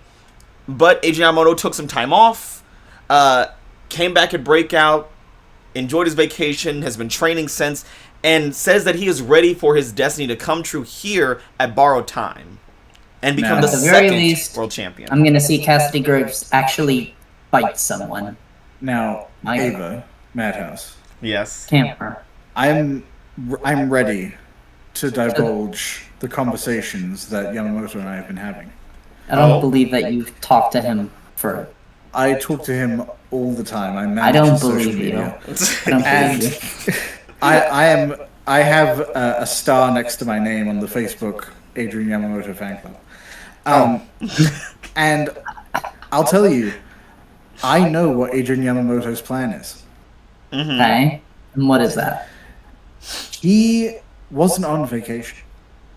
He was meditating. He was training his body not to be as powerful as it could be, because he now knows Cassidy Graves cannot be defeated with power alone. He has trained his fists and he has trained his feet to never draw blood. Well, I mean, that is a smart choice against Cassidy Graves, who, when he starts bleeding, turns into a nightmare demon beast. Camper, I just have a quick question. Yeah, what's up? Which account were you messaging? I was messaging real Adrian Yamamoto 99, and it was very convincing. I've seen a lot of holiday pictures. Sorry, meditation getaway pictures. And he even showed me a picture of his fists. Okay. Yeah, they were obviously they were a little discolored at the time because he'd just been training them. A little larger than normal. Has he asked you to send him any money? No, he doesn't need to ask. Have you sent him any money? I can neither confirm or deny that I have funded Adrian Camper, I think we need to Yamamoto's talk. training regime. I think we need to have a little talk after the show about cybersecurity. But anyways, we got to get to this match. It's Adrian Yamamoto, the Dragon Warlord, taking on the Underground Pro Wrestling World Champion Cassidy Graves, the inaugural champion, the only champion. Maybe I'll change tonight. I don't know. Yeah, We're about to find out. Here in St. Louis at Borrowed obviously, Time. The home of the St. Louis Sandwich. the home of Brutus Knight. That guy too. Now, obviously, we all know who I and of course Cash want to win, but this is going to be a fantastic match, no matter who wins. Oh, yeah. I guarantee it. This is not going to be another match where someone jumps off the ring into a table and dies. Omar's not dead. No one's falling in tables. No one's climbing up ladders. Omar, wait, is Is it Omar dead? Look at those horns. Oh, Yeah, we've seen this look once before at Tenacity, and we're seeing it again. The look Adrian Yamamoto, player who is great. Look, just like the Dragon Fang, it's so nice you have to dress up twice. Adrian Yamamoto dressed in his full dragon regalia, hoping this time he can change fate and achieve his destiny. I don't think that's how that works, but okay. When your fists and feet strike the very spirit of your opponent, never draw their blood, Cassidy Graves will be powerless. I didn't know he was like Neji and Hinata over here. That's crazy. What does that mean? It's a Naruto reference, Ava. Remember that show I was telling you about, Naruto? No. Okay, well... I only remember about every other word. So... Okay. Yeah, okay.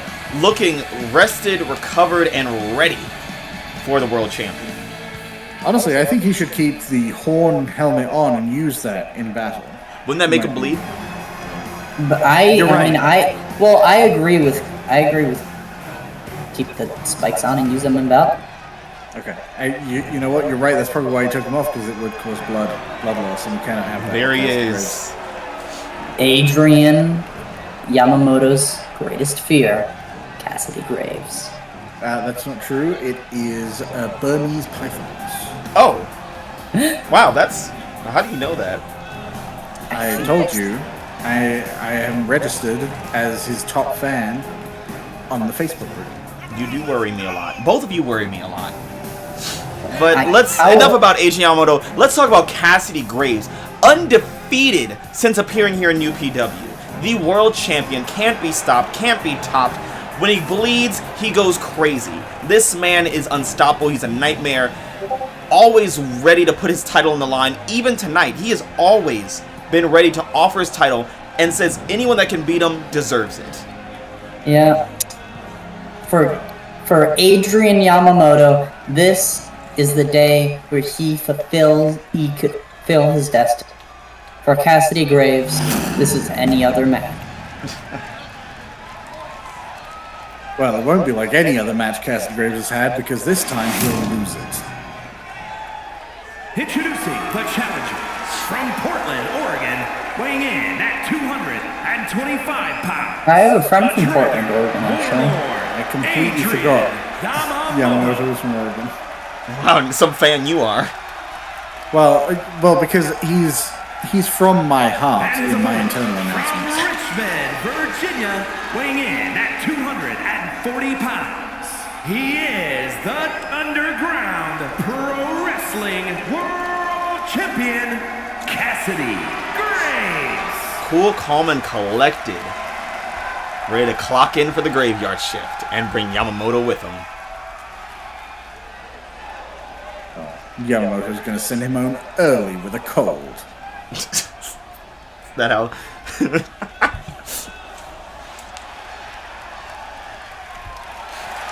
That's what it's all about. The face of the company, the leader of UPW. World Championship title, the most coveted title in essentially the program in the entire Midwest. Yeah. Here they go, meet in the middle of the ring. Yamamoto taking control. Yamamoto's got the first move. It's over. Camper, don't get ahead of yourself. Look at him. Graves shielding his face from the power of the Dragon Warlord. Kicks to the head. Not a smart decision. That's where blood comes from. No, but it will never happen. Blood is everywhere in the body now. Oh. Graves quick to his feet again. Slugging blows. Yamamoto luring Cassidy Graves into a false sense of security. By getting hit in the face. Oh, and chop. Dodges. Evaded. This match has been a series of blow after blow after blow. Oh, powerbomb. Oh, dragging his head across the ropes. Strumming him like a guitar.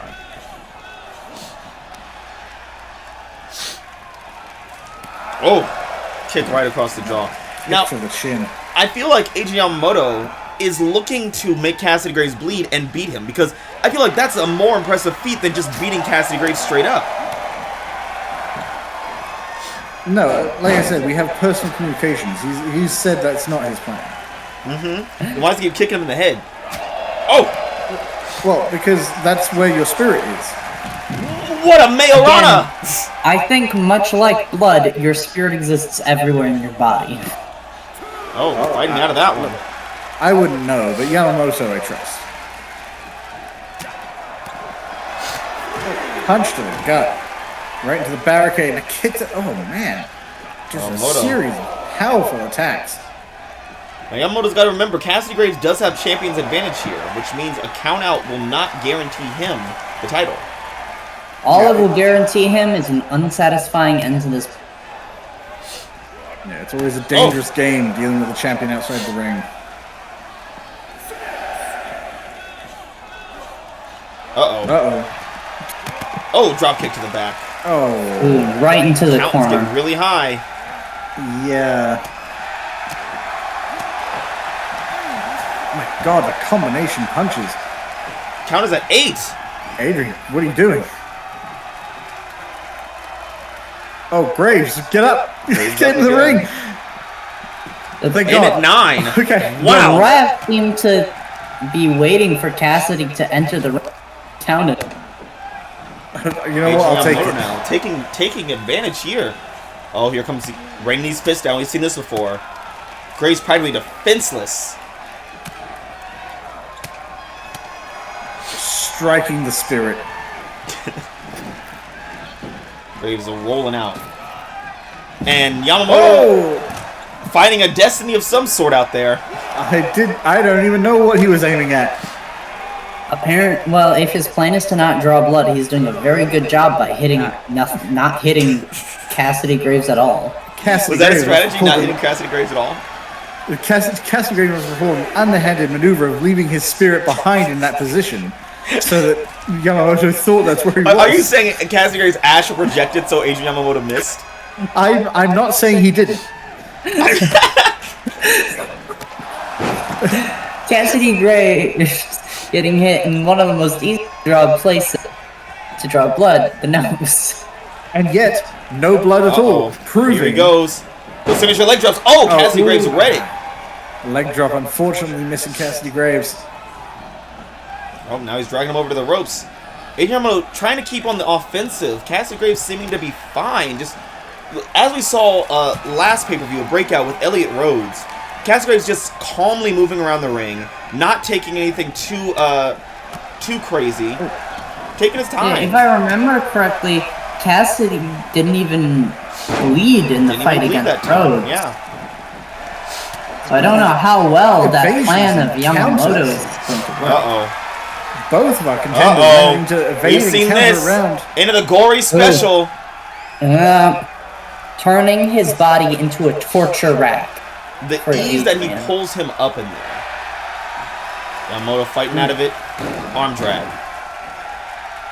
Yamamoto's had the good fortune at this point of not suffering too much abuse at the hands of Graves, but we've all seen Cassidy Graves doesn't need to do too much damage if he gets his hands on you just long enough.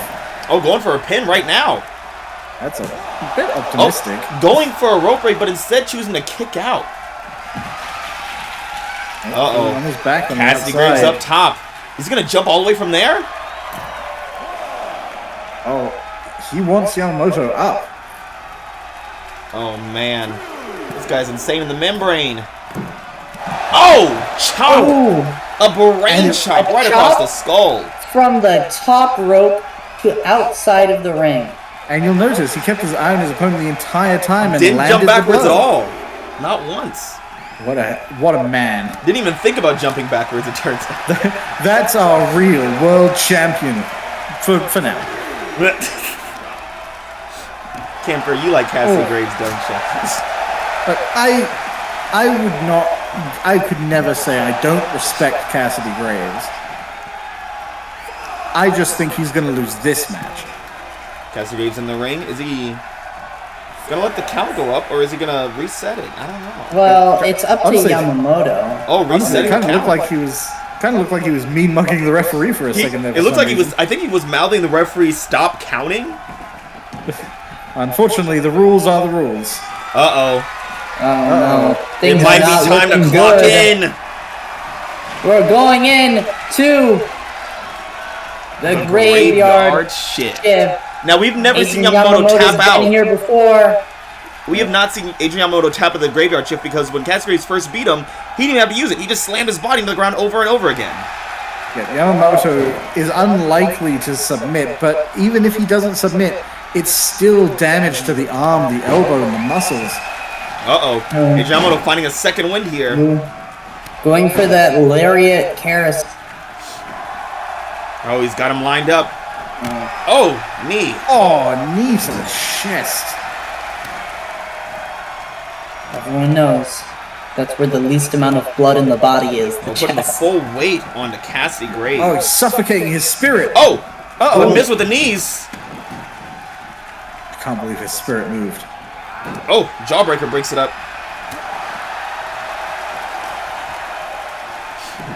Oh, Harlem sidekick.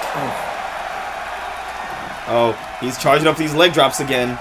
And Cassidy Graves, one step ahead. Once more. Cassidy Graves. Oh, an keeps evasion. Yamamoto dodge. Both of these men evading each other. They know what. It looks like it might be time. Uh-oh. Oh, please. Going The in Dragon's with the Dragon Fang! Fang. Yamamoto quick into the cover. Yeah, pin his spirit, pin his spirit. Oh, kick out from Graves. We know Kick out before, onto- one Dragon Now, Fang is not enough. Yamamoto, in disbelief, he thought he could have had that. He had a chance. Now- the idiot. I know some people are going to think a 2 count means this is almost over. No shot. Now, right Cassidy now, Graves these men has are been just in- trading blow for blows. There is no two competitors who understand each other more than these two. Oh my god! Oh my, the speed! I didn't even see it coming! Back in the graveyard shift! Oh my god. You know, this is very Branching reminiscent at of the the arm. Oh, but I was going to say, this is very reminiscent of the Yamamoto- last time Yamamoto fought Graves and just suddenly getting pulled into a finishing move. Uh-oh. Stomping on the knee of Graves. Trying to do everything he can to take away Graves' leverage. Oh, punching in the spine. Just getting brutal now, Adrian Yamamoto. The one place in the body we know never bleeds. To the back. Oh! Oh, Cassidy Graves not going to let him get away with it a second time. Cassidy Graves able to get out right before he can finish the combo. Targeting those arms Wrenching again, his arm trying to again. set him up further for the graveyard shift. fortunately, Yamamoto's, well, most of Yamamoto's power comes from the legs, especially that Dragon's Fang. Yeah. Just another reason why the two complement each other so what well. a boxing dodge from Graves. Did you see that? Holy He shit, like weave. Weaved. Weave. Yamamoto able to turn that grab around. Oh, kick to the back. Oh my god, it's just reversal after reversal with these two. It's like Oh, they're reading each what is other's this minds. from Graves? Oh, what a power slam. Oh, he's charged up. Oh my goodness! Oh my Yeah. goodness, No I've never wonder seen Graves this he's excited. feeling it. Yamamoto trying to get on his feet quickly to surprise Graves, but he was ready. I think Cassidy might have actually been missing a fight like this. A challenge, someone worthy of Cassidy Graves. Oh, tearing at that arm. Going Graves to a pin. Graves has essentially. It's over! What? Cassidy Graves retains! Yamamoto too broken by that last series of hits. You know, Well- it was such a simple maneuver that Cassidy Graves pulled. Something that Adrian Yamamoto could have kicked out of. He was still standing up there, but Cassidy Graves strong enough to keep him down. And I'm going to say it, Camper. I know you're going to hate, but I'm going to say it. I think Adrian Yamamoto's spirit broke a little bit Here there. is your winner, and still Okay, well, underground. his plan worked. He kicked and punched Cassidy Graves and drew no blood. So But he didn't win. He didn't delivered go. Dragon's Fang. Everything that he tried to do, Cassidy Graves had an answer for. Adrian Yamamoto could not keep up with the world champion. Cassidy Graves, still your world champion and face of the company here at Underground Professional Wrestling. It feels good to hear that said, and still. And And still what? I'm gonna. The champion. I'm gonna send a message to Adrian real quick. Just let him know. Camper, listen. Oh, you have to let go. This is an unhealthy work boundary right here that we're exhibiting. Why is the account? Oh. Camper, No. I think you got dragon fished.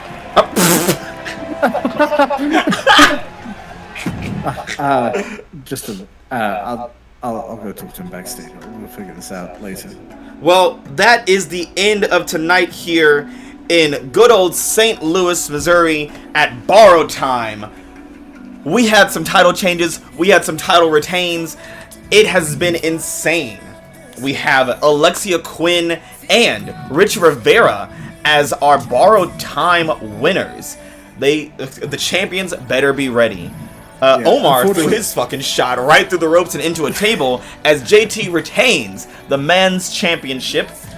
And as well, the Fabulous Truth retain while competing against 2 other tag teams.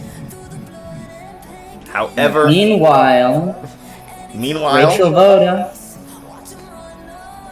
Go ahead, Ava. No, you got it.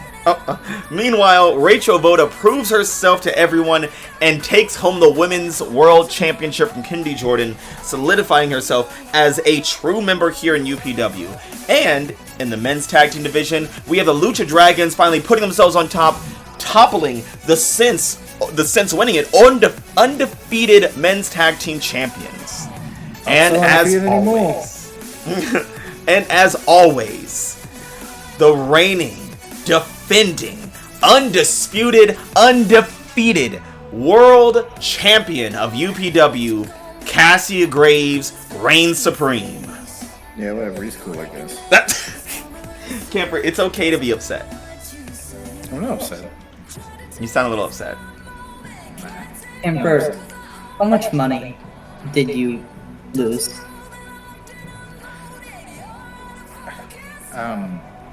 Thanks for joining us, everyone. We've loved having you. Camper, are you have money left, right? I don't think he does. Look, Camper, you need somewhere to sleep tonight? I just need to convert my dragon coin to any other kind of fun. Andrew started cryptocurrency based on Adrian Yamamoto. I think we need to cut the mics. Yeah, okay. Well, until next time, everybody. That's all. Thank you for joining us. And good night. No, Camper.